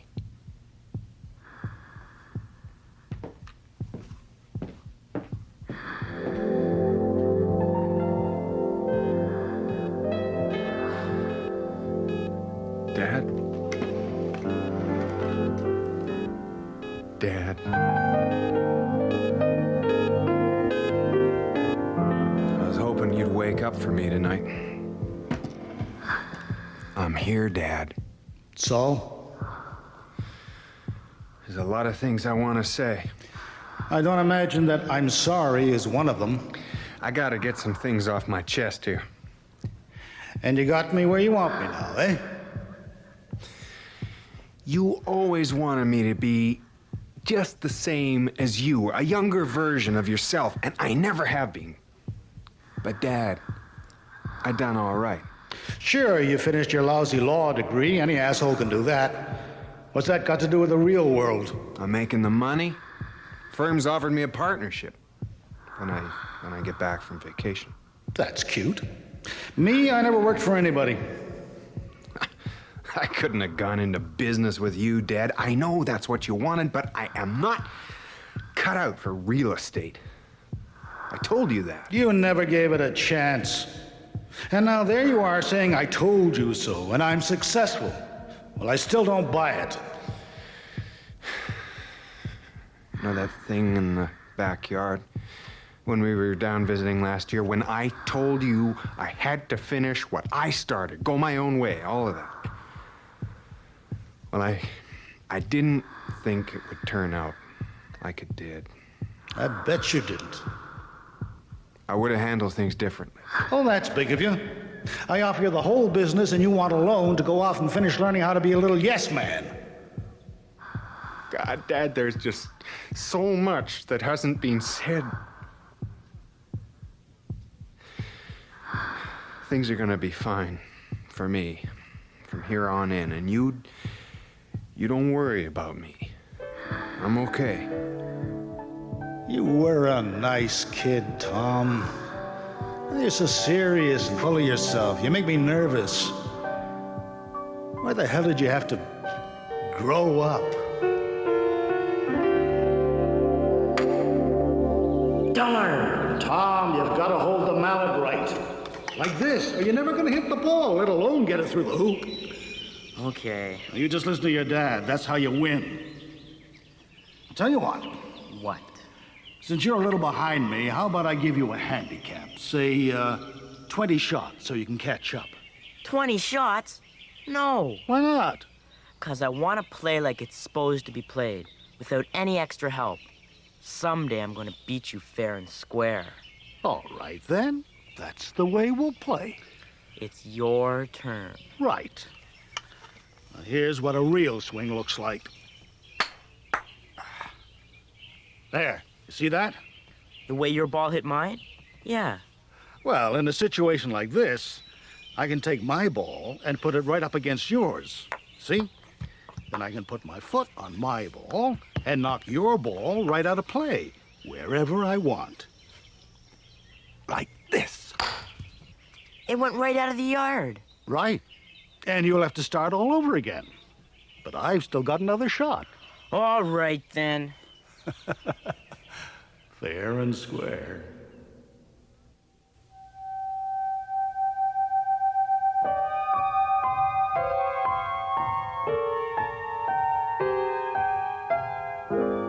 Hello. Are you... I'm his son. Oh, we're going to turn him over now. There's a waiting room down the hall. Yeah, well, I'll let you do your work. Okay. You ready? Ready. 1, 2, 3. Ah, the IV fell out. There, his right hand. I've got it.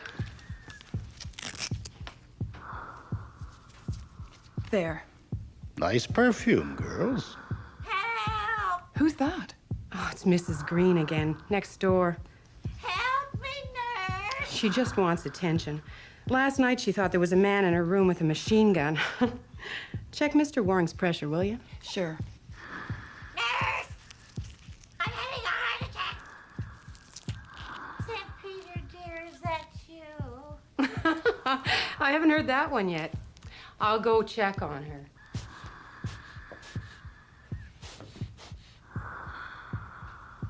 There. I'll tell your son that we finished. Not bad, girls. Good work.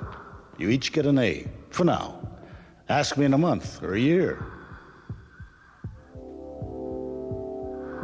I'm a prisoner in here. Hello, dear. It's me again. It's nighttime now, Dad. Good morning, Henry. Nurse! Nurse! These halls are strange at night. Sleep, dear. Sleep. Just checking his pressure. I'm with you, Dad. Can't offer any hope. If you could only just talk to me. Hang on, Dad. Just hang on. How long can this go on? I know what you're saying. Do you think I haven't been thinking about it? I'm sure you have. I'm sorry. He would hate this. I believe the appropriate word for this, for what we are talking about, it's dignity. Thank you, Catherine. It's for the best, I think. Have you talked to anyone about this? No. You should. We'll take him off the equipment and notify the staff not to attempt reviving him. The IV will remain. That's where we draw the line. We'll have papers for you to sign in the reception area. Thank you. Yes, thank you. I'm here to relieve you, Mum. Hello, Tom. You'll want to talk. I'll be outside. Talk? About what?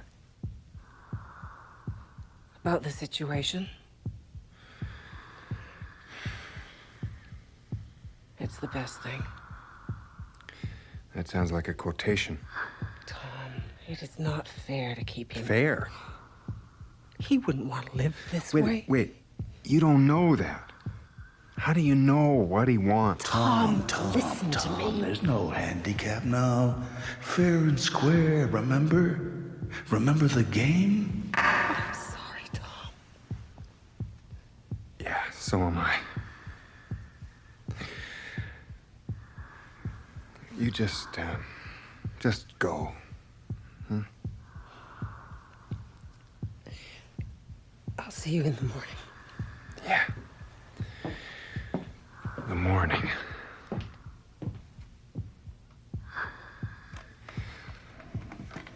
Well, if you're gonna live, you have to do it without any extra help.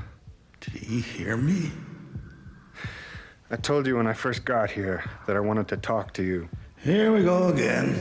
I got I got a ton of selfish reasons why I don't want you to die, but I got one main reason. There aren't any reasons anymore, Tom. That's why I came down here to see you on this so-called vacation. It's been a real treat, hasn't it? Dad, I gone over every minute I ever spent with you, and all we ever did was fight. So let's not kid ourselves about that. I always wanted to prove to you that... What? That you're better than me? That I'm worthy of you.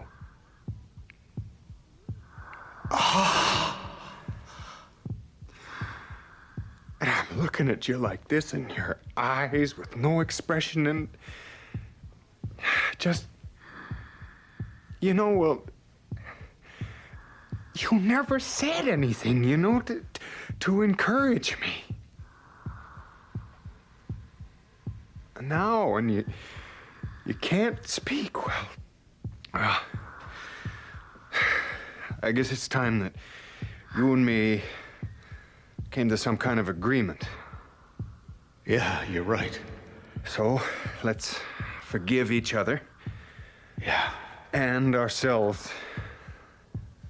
We're a lot alike. That's why I can tell you this. I haven't told anyone yet, but I have to. And you're the first. Okay. Dad, I'm dying.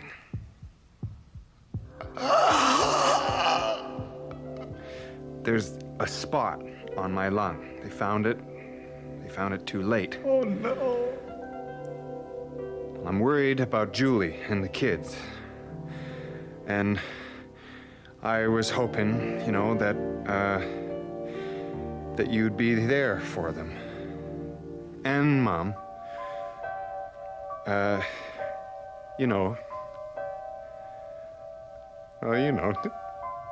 love them.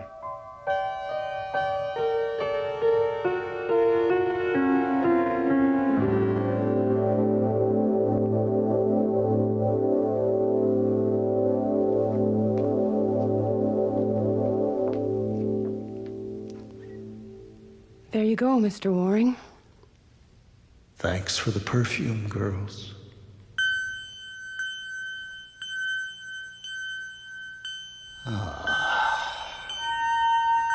Stretch. Rising out of bed. Don't cry. I'm free now. There's no pain. Just warmth.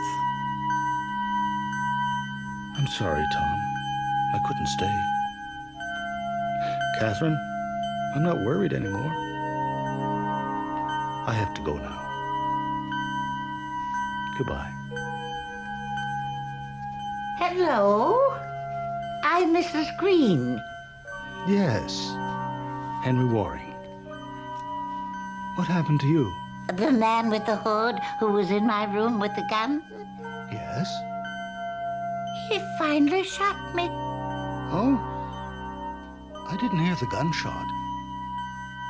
I'm sorry. Don't be.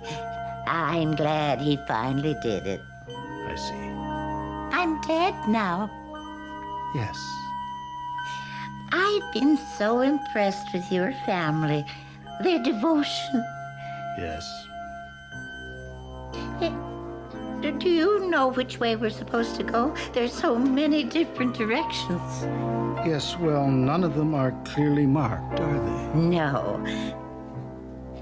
For some reason, I was thinking of going in that direction. Would you care to accompany me? I think we'll each do better if we go our own ways and just do the best we can. I think I'll go more that way. Yes, of course. Good luck. And to you.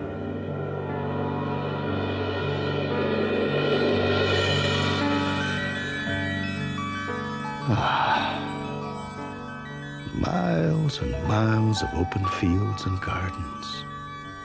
Beautiful. Fragrant. Tom's gonna love this. What a great spot for croquet.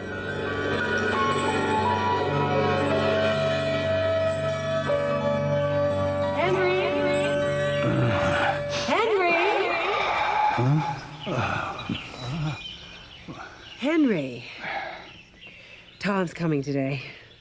Would you like some breakfast? Yes. Bacon and eggs and a stack of toast. I was worried about you last night. Remember? You were so dizzy. I got up and I got you some water. You finally went to sleep. Yeah, I remember. Oh, the paper's here. Would you like to read it? Yes, I would.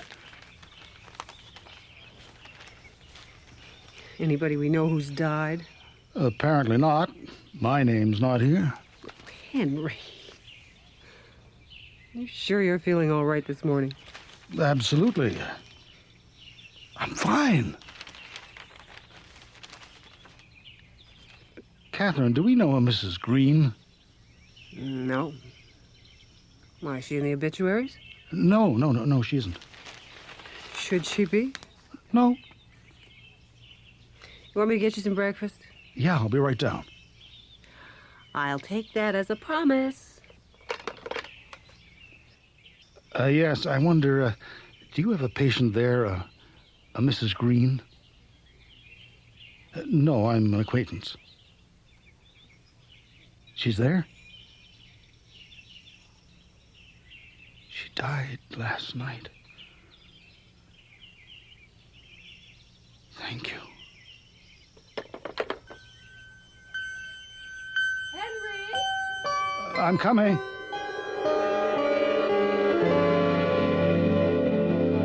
Heavens, I haven't seen you eat like that for years. Well, I haven't had solid food for some time. It was not since last night. Oh, yeah. Oh, what happened to the back of your hand? Looks all swollen and bruised. I don't know. I must have done it in the night. Just think, Henry. In an hour or so, they will be walking in that door. Yes. Oh, please, don't start worrying again. Oh, I'm not worried. And you mustn't worry about me. I'll get it. Henry, let go of me. I'll get it. Hello? Oh, yes, speaking. Yes, I do. Oh. What is it? Oh, where was this? I see. My wife is here with me. Thank you. What? Julie and the kids are all right. It's Tom.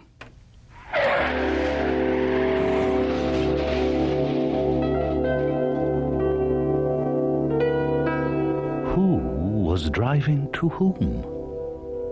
Or did Tom and Henry finally manage to meet halfway? Some lonely place in the middle of the night where differences melt away. Vanishing Point.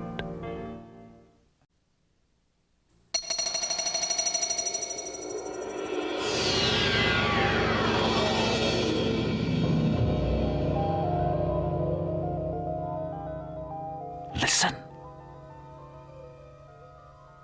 Did you hear it? No. Listen more closely. There. Wasn't that nice? The sound of absolutely nothing. It's the loudest thing you're likely to hear with your ear pressed up to the vanishing point. Mary, can you have that done by tonight? What? CPI are shouting for it. They've been after me all week.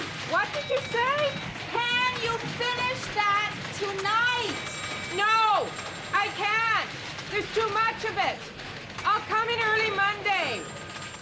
I can't stay. I promised Nick I'd be home by 5. Home by 5? Well, I'll tell them Monday afternoon. They'll send somebody over to pick it up. I don't suppose you can give me a ride, Laura? Well, I'm not leaving for another hour or so. Thanks anyway. Just the subway. All those people pushing and trying to get on the train at once. You can wait for me. I promise, Nick. See you.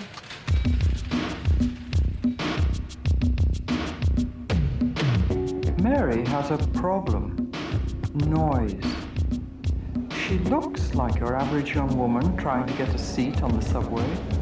There she is. That's her over there, the one with the green scarf.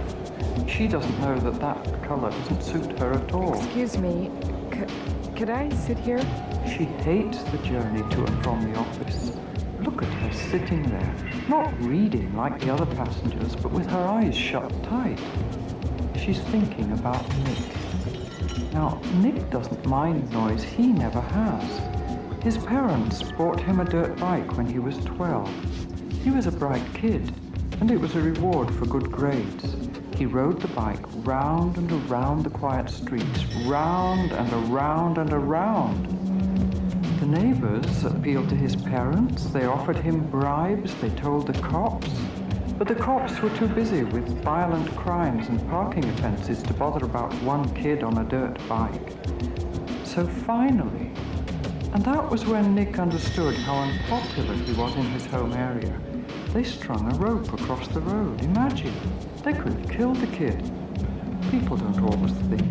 The bike was a write-off, and Nick was only scratched and mad. The miracle is that Mary, sitting there with her eyes closed and her hands over her ears, never knows when it's her stop.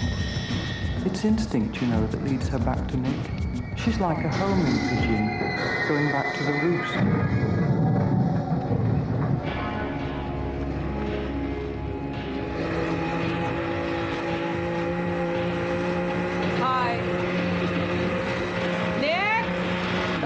You're late. Now don't tell me the train got stuck in the tunnel again. You gave me that line last week. Been meeting Wayne again, haven't you? Nick, I want to talk to you. If I'm going to keep on working, I've got to take the car. Nick, I can't take the subway anymore. I didn't get a seat till Christie. How pregnant do you have to be? Did you say something? Christ, turn that thing off! Can't you do something about the music? I've got to see how the new glitch filter's working. I'll turn it down in a minute. You go sit outside. I'm making this for you. It's got yogurt in it, and wheat germ, and strawberries.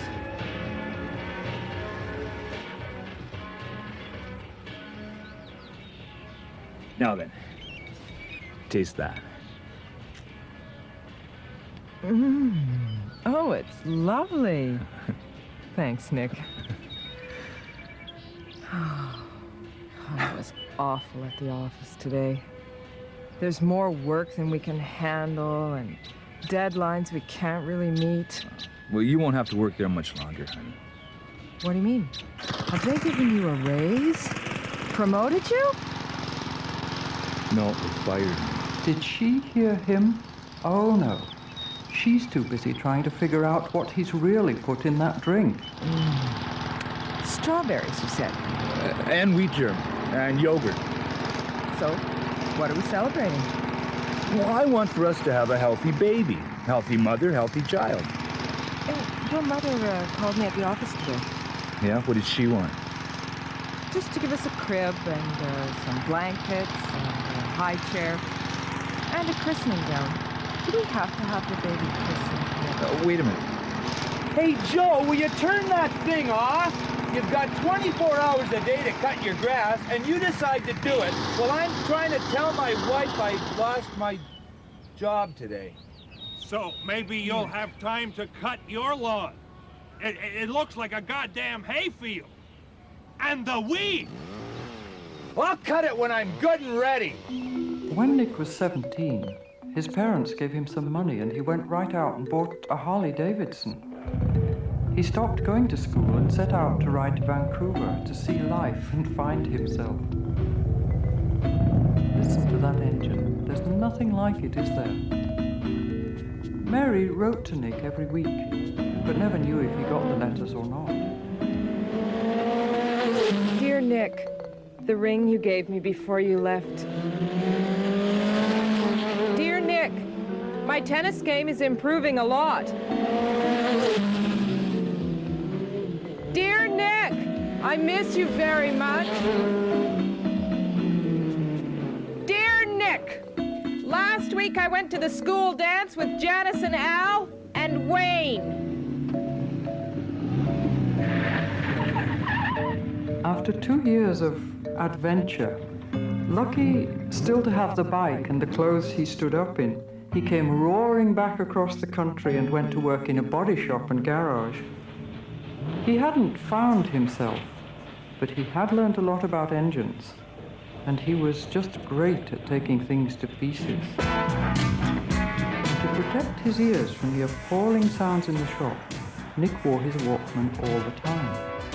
And one day, a couple of years after he got back, sitting beside Mary in the park, both of them listening to Brass Knuckle, he lifted off her earphones tenderly and said, "Will you marry me?"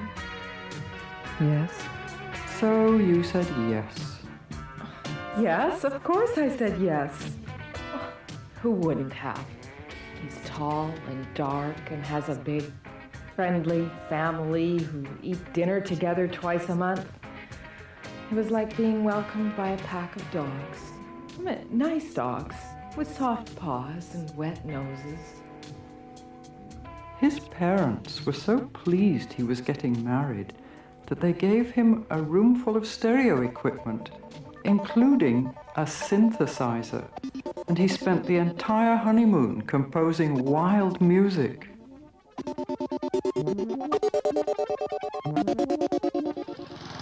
You lost your job? What happened?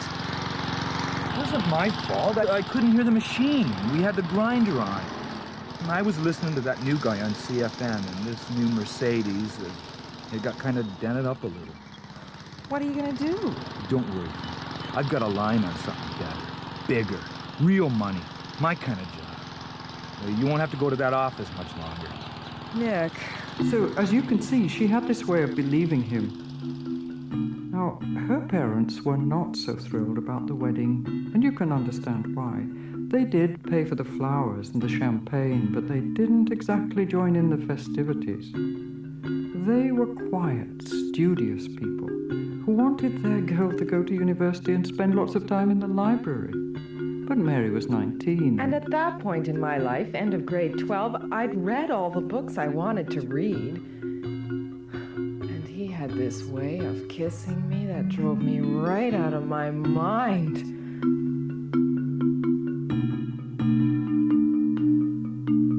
Oh, here's Mary going to work on the train again, you see? Every time the brakes squeal or the guard blows his whistle, she puts her fingers in her ears. People are really beginning to stare at her. And it's not just because of that crazy outfit she's wearing.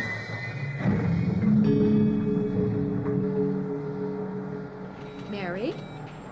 Are you all right? Mary? Laura, come over here! What's the matter? She fainted, I think. No wonder. Must be 90 degrees in here. Well, she's closed the windows again. Every time I turn my back, she closes the windows. Mary? Mary? Why are you standing around? Joan, open the windows, please. Why are you standing around? Are you wearing earplugs again? Take them out. What's wrong? Well, Joan thought you'd fainted. You were lying back there. We all just thinking. Come and have coffee with me, Mary. We've got to talk.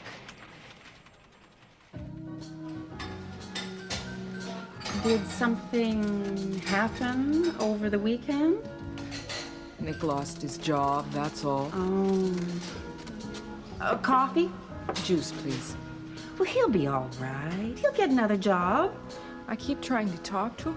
He never hears me anymore. You've got a very quiet voice, Mary. You've just got to make up your mind what you want to say. I know what I want to say. Then say it. And he'll listen. Find a quiet place and then have your talk. Is there a quiet place, Laura? Now listen, Mary. You've got to get this in perspective. You're not the first woman who's had a baby. So you and Nick are having a few problems. It happens. Few problems. He stopped working at the garage. He's jealous every time I'm half an hour late. He's suffering the first pangs of fatherhood. Now listen.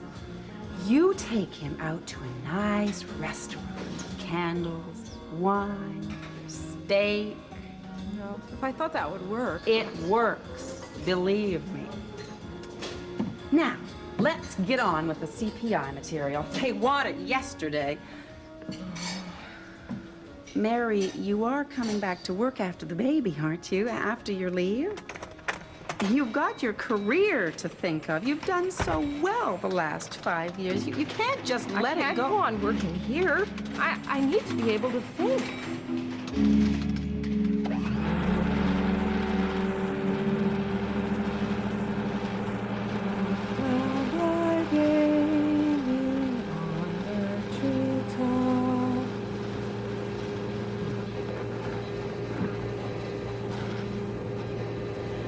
Rock-a-bye, baby, on the treetop. Did you call me?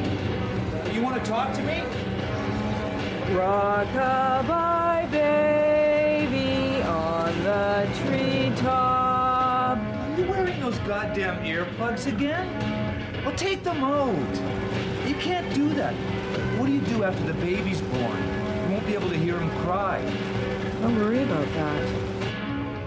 Come on, honey. Come in the other room and we'll talk, okay? We'll talk. What's wrong? What's bothering you? The music. Oh, but it's better, isn't it? The guy in the store told me to get a new tantalum cap, and I did. And I'm worried about what you're doing, Nick. You go out late. You're home during the day. You come back in the middle of the night. Yeah, but the other guy at the store said I should stay with the polystyrene. Listen to what happens when I crank it up. And I'm having trouble on the subway. I can't stand the trains. All that noise! There she is, going on about noise again. Now, it's pretty hard for Nick to understand her because he's always lived with sound. When he was 15, for instance, he didn't have many friends, just 2 or 3, but his little group lived in a continuum of noise. In the summer, they hung his loudspeakers out of the bedroom window, and the neighbor who tried to shoot the speakers was charged with malicious damage and intent to wound. And who could blame him, really? Mary, on the other hand, had lived in a very quiet home. She mistook all that noise for real life and true passion. Nobody had ever raised a voice in her house. And so now she reveled in shouting at the top of her lungs. Oh my God! Oh. You're terrific! Oh. Nick! I love you! Nick! We can talk here, Nick. This is a nice place. I'm gonna get the baby a crash helmet.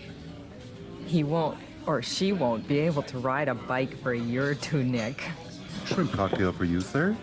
Thanks. Salad, madam? There's so much I want to talk to you about, Nick. We used to do our talking at bedtime, but now when I come in, you're fast asleep. You come in so late, Nick. You never used to go out in the evenings. We went to bed at the same time. Where do you go? I'll tell you when I'm ready. Did you bring me here just to... You wanted to get me trapped in this corner. Can't you trust me, Mary? I'll be able to tell you next week. I'm doing it for you and for the baby. If it's all right, why can't you tell me? Well, and while we're asking questions, a guy I know knows Wayne. Said he'd seen the 2 of you together. I told you about that, Nick. I met him on the street. Of course we talked. We were at school together for 10 years. Yeah, so he stayed at school, so he's smart.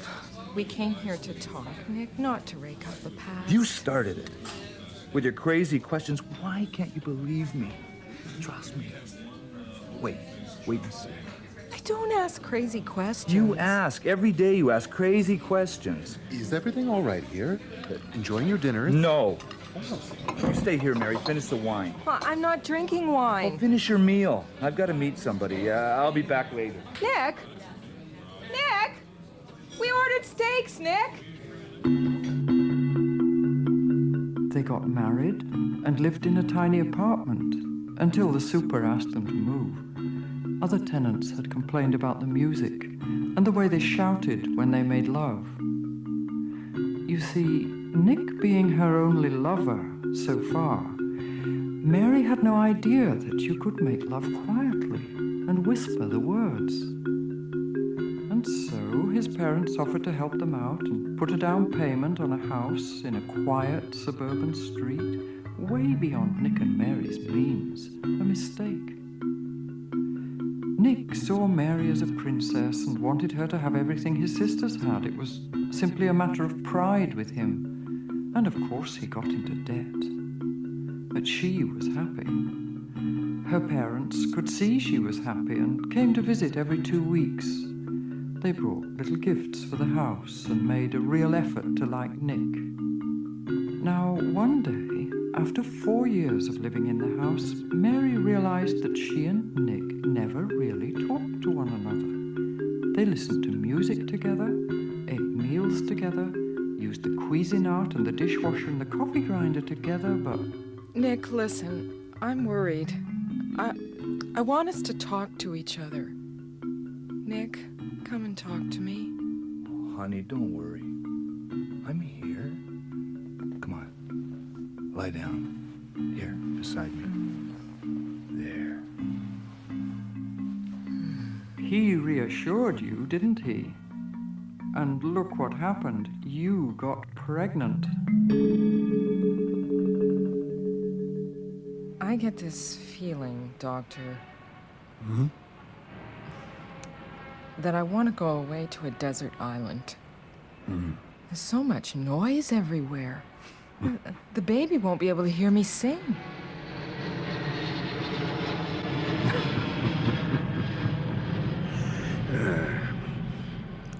When I bought this office 30 years ago, I thought I'd never get used to that. But you can get used to anything in time.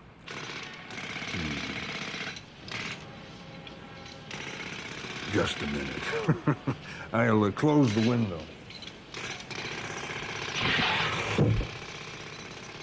I don't like going downtown anymore. The subway trains are driving me crazy. And the traffic on the streets. And all those people yelling at each other. Pregnancy can affect a woman in a variety of ways, Mary. Some women just want to eat all the time. Others sleep all the time. Some collect buttons. You want to be quiet. My baby won't be able to hear me sing. Nick? Nick! He didn't hear me. Nobody is listening to me. Nick, you're wearing your headphones. What are you hearing? Nick? Oh, Mary! Oh, isn't it great sound? I got that capacitor soldered in. Yeah, Nick, it's great. Just a second, I'll take them off. Okay, what did the doctor say? You were gone a long time. Nothing. He said nothing. Well, you were gone forever. Did you have to wait? It's his clinic on Tuesdays. Of course I had to wait. Always the same. It's all right, Mary. You don't have to go into detail. Nick, I went to the doctor's. I waited. And then you stopped off for a drink with Wayne. No! All right. I've said I'm sorry, Mary. I can't help getting jealous. I mean, look at you. You do look about 16, you know. Nick, it's all right. It's okay. But Nick, do we have to go to your parents' place? I'd rather stay home. Oh, we always go on Victoria Day. They'll be hurt if you aren't there. They pat my belly and make me feel like a prize cow. We always have a good time. I'll drop you off and say hi to the folks. Where are you going? Well, I have to pick up some stuff for a friend. I'll be back later. Laura will be there. You won't be on your own.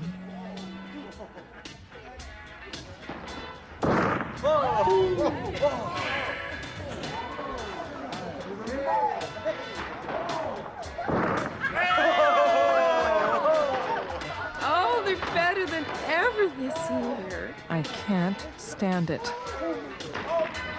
Why doesn't Nick come back? Look at that. Oh, it's beautiful. It sounds like World War III.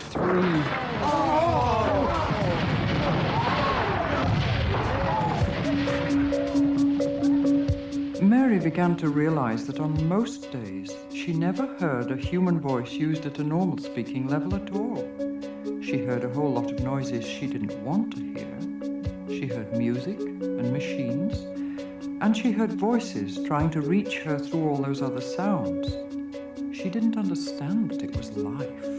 As I said before, where there's life, there's noise. She started seriously to look for a quiet place and took a cab one morning out to the Leslie Street Spit and called home to tell Nick to meet her there. Mary? What is this, Mary? Why aren't you at the office? It's quieter here, isn't it? I could do without those damn seagulls. If you'd wanted a trip to the lake, you should have said. Going to your family's cottage for a quiet weekend is about as close to Bedlam as you can get. Okay. So why here? I'm getting worried about the baby, Nick. All this noise everywhere. I can't hear his heartbeat. There's so much other sound. Babe, listen to me. You're getting unreasonable. I thought pregnant women only wanted weird things to eat like pickles and chocolate sauce, but you want a quiet, peaceful place. I mean, come on, Mary. How will our kid ever learn to live in the real world if all he ever hears is peace and quiet? Maybe he'll be sensitive. Maybe he'll like reading. Maybe he'll listen to other people. You're making him sound like a sissy. And a man came to the office today asking questions about you? Nick, where were you last Monday? You know where I was last Monday. Next year, we'll get a boat. We'll keep it at my folks' place till we get a cottage of our own. The kid will like that. Come on, Mary.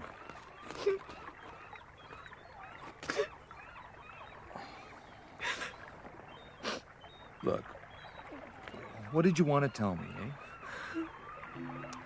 Let's go home. Sure. We'll stop on the way for a pizza. Okay?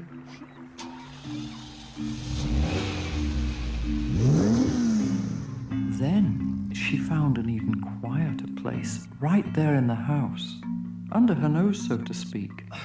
The crawl space.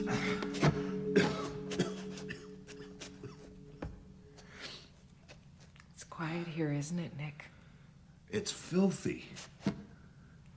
I could clean it out. I could bring a mattress down here, and food, and wine. We could lie here sometimes and have a drink and talk. We've got a whole nice house, Mary. I do not want to live in the crawl space. The baby likes it here. We come here often, he and I. Stop it, Mary. He's not born yet. We can't know what he likes. He likes it here. Come on, Mary. Now, you got me down here for a reason. Tell me what it is, and then I'll go up and make us some coffee. To get here, I had to climb over all those boxes. They weren't here last week. It's like an obstacle course. A woman in my condition shouldn't have to climb over boxes, Nick. By the weekend, they'll be gone. And you don't have to come down here, Mary. I'm going back upstairs. Come back. There's all kinds of things I have to tell you. What? What do you want to say, Mary? I can't remember. Oh, come on, honey. Come back upstairs with me. The baby likes it here. All of us need quiet some of the time. Mary just needed more of it than other people, and she found it in the end. She found what she was looking for. The only truly quiet place in the whole city. The hospital. The signs outside read, "Quiet, hospital." Notices in the corridors request people to walk softly. So Mary lay back in the bed in her little room and waited for the quiet to begin. Nick! I gotta hide. You can't come in here. Police! Nurse! I'll be there in a minute, Mary.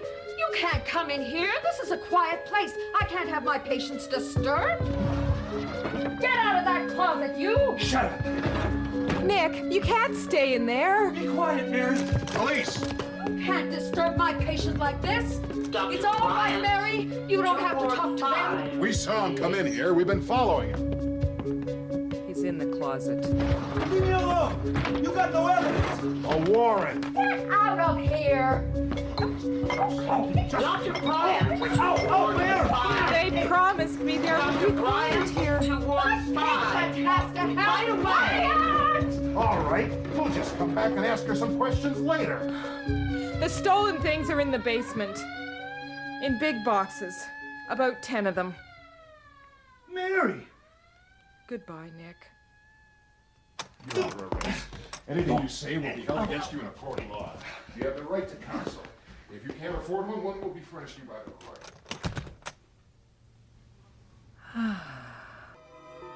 Hush, little baby, don't say a word. Mama's gonna buy you a mockingbird. And if that bird sings down the joint, Mama's going to move to the vanishing point.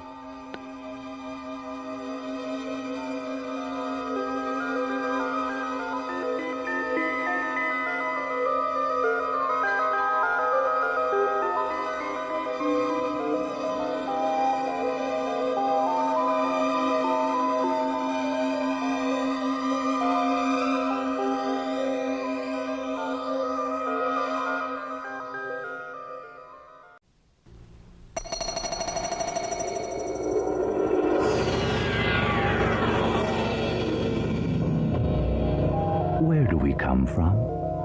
From an egg. And the egg? Well, from a woman, of course. Oh. And the woman?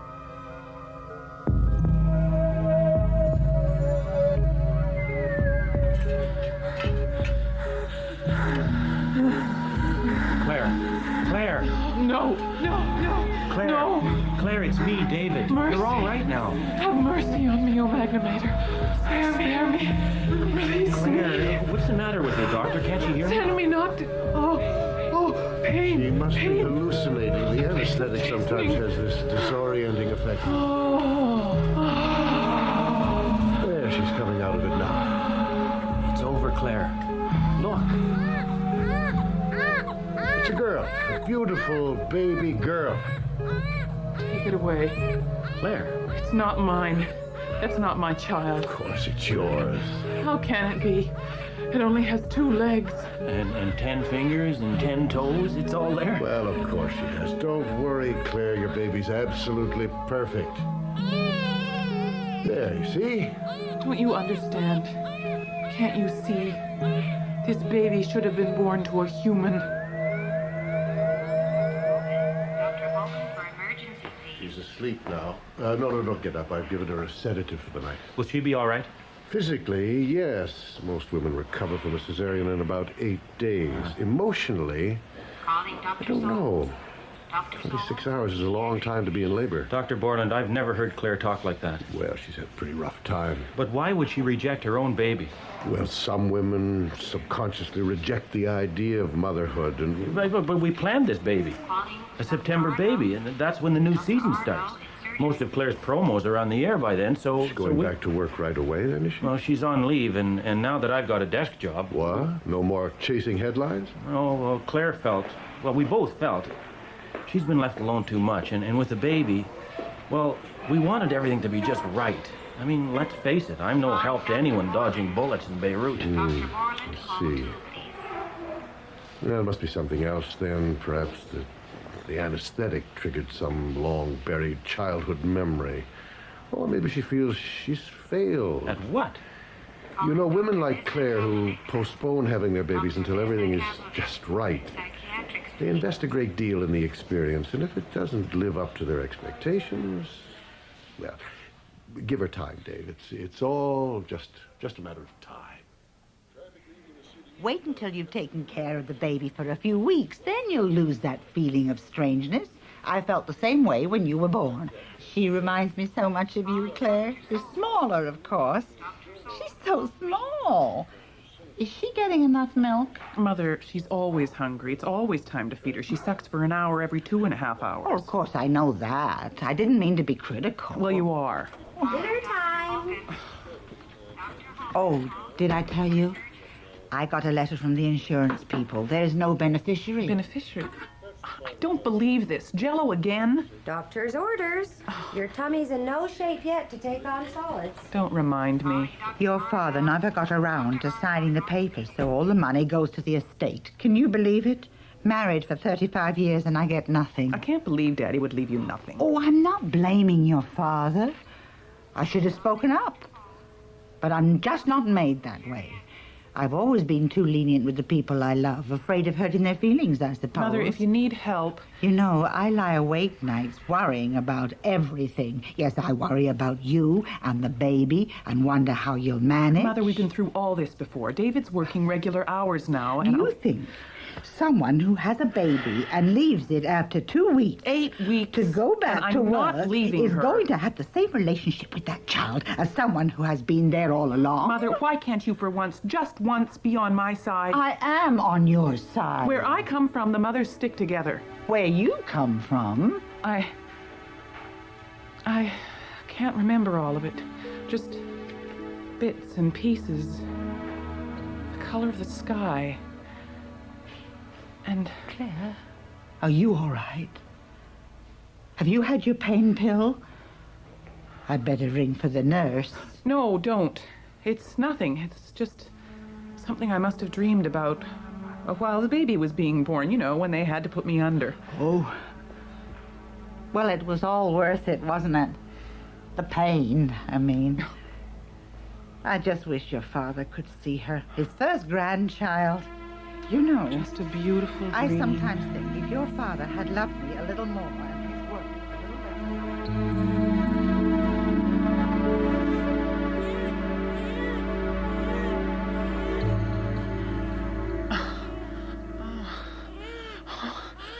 a Claire. Bones. They have no bones. Claire. I hear her. You've been having that dream again. There were thousands of them, David. All over the sky. What? Floating in an orange sky. Oh, come on, Claire. It was only a dream. What time is it? 3:30. Oh. You want me to... No, I'll go. What was it this time? Who knows? Move over. The babies cry at night. They can't help it. It's in their blood. Mm-hmm. Like vampires sucking the lifeblood of their parents. No, don't. Ew, what's the matter? I'm tired. It's been 6 weeks. I know, but I don't feel lovable. I feel like I'm wearing someone else's skin. It feels fine to me. My body will never be the same. Having a baby does that, you know. David, what do you think? Do you think love between a man and woman can last forever? Come on, tell me. What do you think? Hey, what is this, a test? I'm serious. Mm-hmm. So am I. David, what happens to love when children come along? It gets better. And when children grow up and leave? What do you want? A guarantee? Come on. Relax. What happens to love when there's never any time to talk? Okay. What do you want to talk about? We really are alien beings, aren't we? What?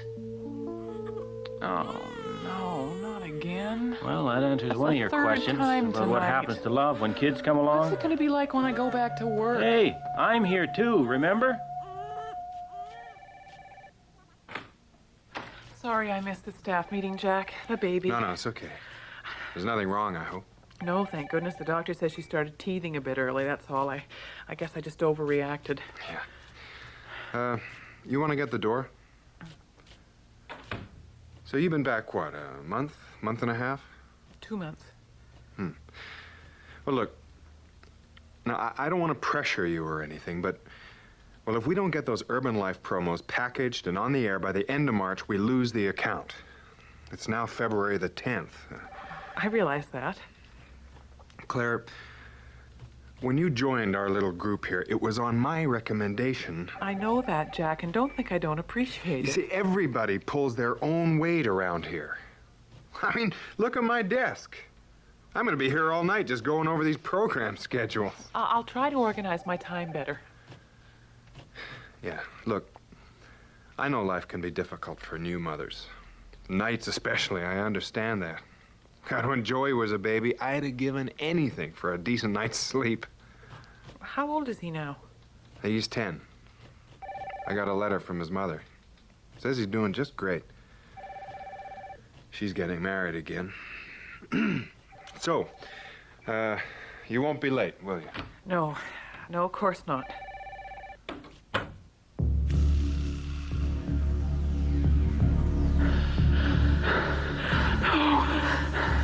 No. Have mercy on me, O Magnum. Claire, wake up. Spare me. Release me. Banish me. Claire, it's me. Wake up. No. David. Oh, David. It's all right, baby. I'm here. Why did they have to send me back? Send you back? From where? What is it, baby? What is it? Claire, we can't go on like this. I mean, between you and the baby... Can't you take her this time? I've been up twice already, and I'm exhausted. If I don't get some sleep... If you don't get some sleep, I lie here night after night listening to you rave on about You promised me you'd help take care of the baby. I have to be at work at 8:30. And I don't? Damn it all, David. Why is she mostly my baby? Well, I don't know. Maybe there is something to maternal instinct. Listen, Claire, What we have maternal got... instinct? By the time the males hatch, the mothers are long gone. Hatch? No, I don't mean... Why did I say that? I mean... I'll go see what she wants. What do you mean, Claire? I mean, I just keep trying till the baby quiets down, that's all. Look at you. All beet red and damp. Crying your little heart out all alone in the dark. Poor little baby. Poor little thing. Oh, what a mad mother you've got. Shall I tell you of another world? Far, far away where the babies never cry. There's an orange sky, and everywhere you look, babies, younglings, spinning their cocoons. And at night, when the 2 moons rise, the mothers gather by the sea, and soon the sky fills with the sound of wings, many wings. She okay?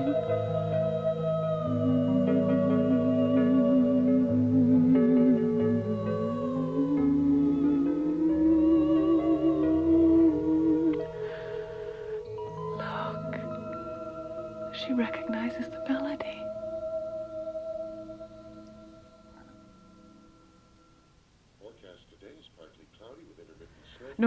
No, I understand. You take good care of him. Right. Bye. What for breakfast? I I can't take it anymore. Claire, what is it? I've been up half the night with the baby. I've got a deadline to meet, and the sitter just called to say she can't come in today. Hey, take it easy. Take it easy. Her kid's got a fever of 104. Where am I going to find someone to replace her at this hour? Well, maybe it'd be a lot easier on everyone, Claire, if you weren't working. And end up like my mother? No way. Well, call her. Maybe she can take the baby. You think I should? Do you have a choice? Go on. Think about it, Claire. As it is, between days off and maternity leave, you've been home practically half the year already. And you want to keep me here the other half. Terrific. That means you're going to pile all the shit work on me while you get to do all the interesting stuff. Interesting. Interesting. Do you want to talk interesting? I used to make the front page, remember? Hell, I lived it. Now I sit in a windowless cubicle writing anonymous editorials for editors I have absolutely no respect for. No answer. Well, maybe she was in the bathroom. Look, if I could, I'd quit my job and stay home with the baby. Yes, I would. Hell, if this were a perfect world, we'd share jobs, both of us working half-time and both at home half-time, but who in the hell is going to let us do that? Still no answer. Well, she must be out. At 7:30 in the morning? Well, maybe she's gone away for a few days. Not without telling me.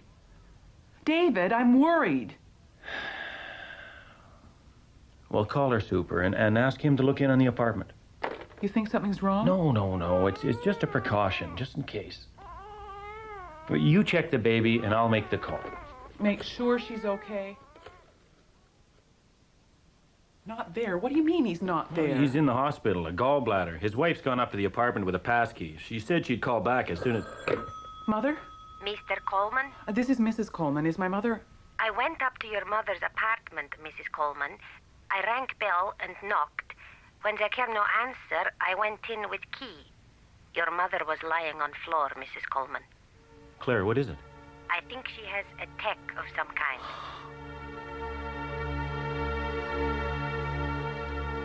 Come right in, Mr. Coleman. Thanks for seeing me on such short notice, Dr. Borland. It's quite all right. I've just seen my last patient. Now, you look pretty wiped out. What's the matter? The baby still keeping you up nights? Yes, but that's not why I came to see you. It's Claire. Ah, don't tell me. I can guess. Running herself ragged, isn't she? When a woman like Claire, when any woman tries to be too many things at once, well, something's bound to give. Well, something did. Her mother's stroke, it took a lot out of Claire, and she stopped working. Oh? And decided to concentrate on just taking care of the baby. Well, I don't know. I thought it'd make things easier for both of us, but she's gotten worse. In what way? Well, for one thing, there's the dogs. The dogs? Can't you hear them? The neighborhood dogs. Barking all day long. Driving her nuts, she says. Or she'll jump in the car the minute I get home and drive around for hours. She's not the best driver in the world, and if something happens to the baby, She takes the baby with her? She did the last time. Where does she go? Claire, where have you been? I had to get out. Are you out of your mind? It's way past midnight. I was ready to call the cops. She'd wake the baby. You must have gone pretty far. Not far enough. But it's the only way I know to keep her from crying. I see. Well, staying home can take some adjusting, too. And let's not forget, Claire's been under a lot of stress lately. No. It's more than that. She's been having these dreams. Strange dreams. And she talks in her sleep. What about? About being sent away to some cold, dark place. And when we came home from the funeral, she said the strangest thing. Do you think Mother was trying to escape? Escape? From what? Well, that's what I wondered. And then yesterday, when I came home from work, my God, Claire, look at this place. And there's no food in the fridge. What the hell do you do all day? I sleep. I dream. And each time I'm able to bring more and more of it back. Claire. The sky, the mothers, boneless. Yes, they must be the mothers and those other creatures, younglings, that crawl across the purple sand. Claire, don't. I was born there, David. I grew up there. And then... Stop. I was sent away. Why? What crime have I committed? Claire, I know it hasn't been easy for you, but sometimes I have dreams, too, about what life would be like if I could work differently and not limit They myself. found her, you know. That little girl who's been missing for 2 weeks, they found her tied up and stuffed in a fridge. Claire. It was on TV. They said she'd been raped and strangled. Stop it! You know why the baby cries all the time? Why she hasn't stopped crying since the day she was born? She doesn't belong here, any more than I do. Only she can't talk. Only language she has is crying, and she's crying because she knows what's waiting for her. Here. I've got to find a way back. Well, I can't take much more of this, Doctor. It's driving me crazy. What's wrong with her? Now, let's take it easy, son. Look, I've got an idea. Would you like some help working all this out? There's a colleague of mine who specializes in this kind of thing. A family therapist. Her name's Karlovic, Dr. Vesna Karlovic. I'll have my nurse set up an appointment, and I'm sure she'll be able to help you both. What you're feeling is not all that strange, Claire. I suppose you could call it a defense mechanism. Since yours seems to date from the birth of your child, it could be that drugs administered to you at that time triggered some memory. A memory so painful, you've created this fantasy world to avoid dealing with it. It's not a fantasy.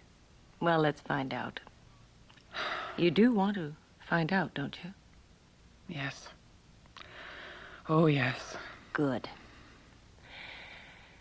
Now, Claire, I'm going to put you under light hypnosis.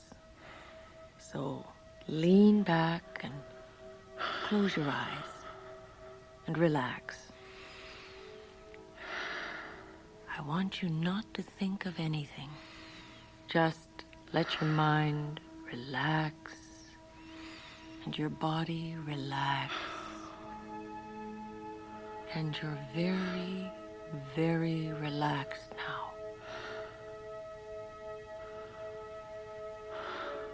Can you hear me, Claire? Yes. How do you feel, Claire? Heavy. I feel very heavy. Good. The gravity on this planet drags me down. You're an alien? Yes. Trapped in a human body? A woman's body. This is punishment for a crime or crimes committed on another world. Yes. Is this belief associated in some way with a past experience of any kind? Yes. Was it something that occurred before you were 5 years old? Yes. Before your first birthday? Yes. Did something happen at your birth that has to do with this? Yes. Was the experience frightening? Claire, do you remember being born? Yes. Is it all right for you to recall it? Yes. Now, Claire, I want you to go back in time to just before you were born. You're getting smaller and smaller. You're in your mother's womb, Claire, just before you were born. It's warm and it's dark. Now, I want you to tell me how you feel. I feel gray. Grayish cold. I feel closed in. Cocooned. I can't move. It's just all gray. What sex are you, Claire? Male. I'm a male. And I have many legs. Legs? All curled up against my body, but now they're shrinking. They're getting smaller and smaller. I'm losing my legs. My whole body is changing. Changing? I can't breathe. I'm choking. There must be a way out of here. The shell. I'll have to force it open somehow. It's too tough. I can't crack it. I'm gonna die in here. What's this? It's sticky. It's something sticky softening the shell. It's coming from me. Oh, I almost almost got it now. I can see slivers of light. There. Oh, I can breathe. Oh, the light, it hurts my eyes. What's that? What's that pumping sound? Pumping fluid through my body, through my veins, into my wings. Claire. I have wings. Claire. I can fly. I am flying. You can't fool me anymore. I know who I am. Look, I'm flying. I'm flying.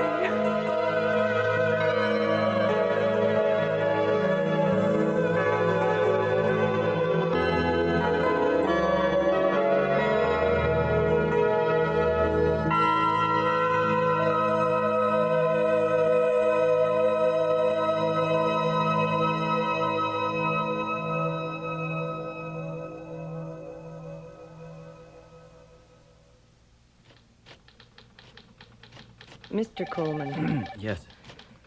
Your wife believes she comes from another world. A world where all the creatures are born male. When they reach sexual maturity, they mate. Mate? Mate with who? I'm getting to that. After mating, the males withdraw into a kind of cocoon-like state. When they emerge from this hibernation, they're transformed into females, who in time will fly off to mate with the younger generation of males, younglings, she calls them. And the whole cycle starts again. Oh, my God.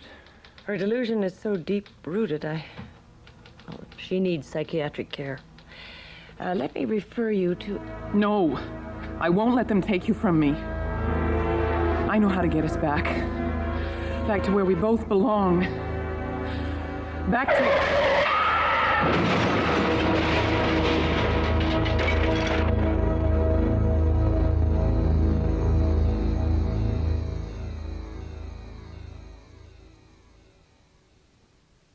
At least she didn't suffer. It's a miracle the baby survived. Hardly a scratch on her. But how could I let this happen? It's not your fault. What if Claire was telling the truth?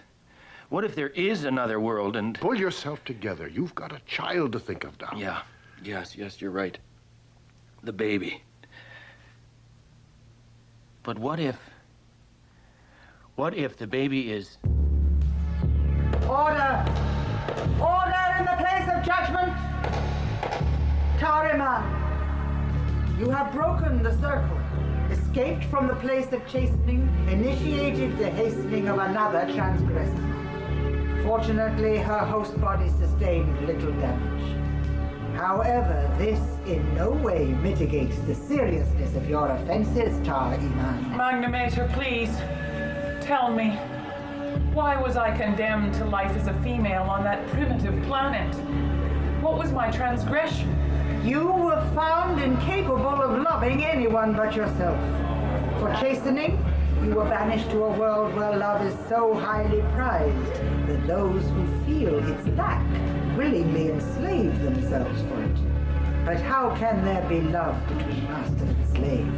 Between creatures who, unlike us, are prisoners of their sex, who have never experienced the pains or pleasures of their opposite? That is real chastening. I don't understand. You will. It is our decision, Tariman, that you must return. No! Have mercy on me, O Magnimator. Spare me. Release me. Order! Order! Or I shall clear the place of judgment. Since the host body is now damaged beyond repair and cannot be revived, we must find you a new body. You will be reborn, Tariman. Take on new, off-worldly flesh. Forget all that has gone before. Mercy! Mercy! Spare me, O Magnimator! Send me not to...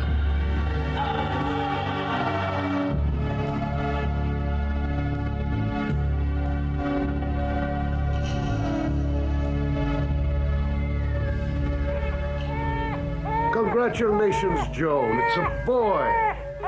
fine, healthy boy.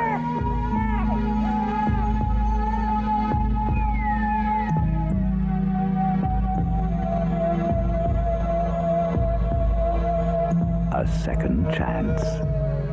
Born again, so to speak. A new host. A whole new reception. Another crack at love. This side of the vanishing point.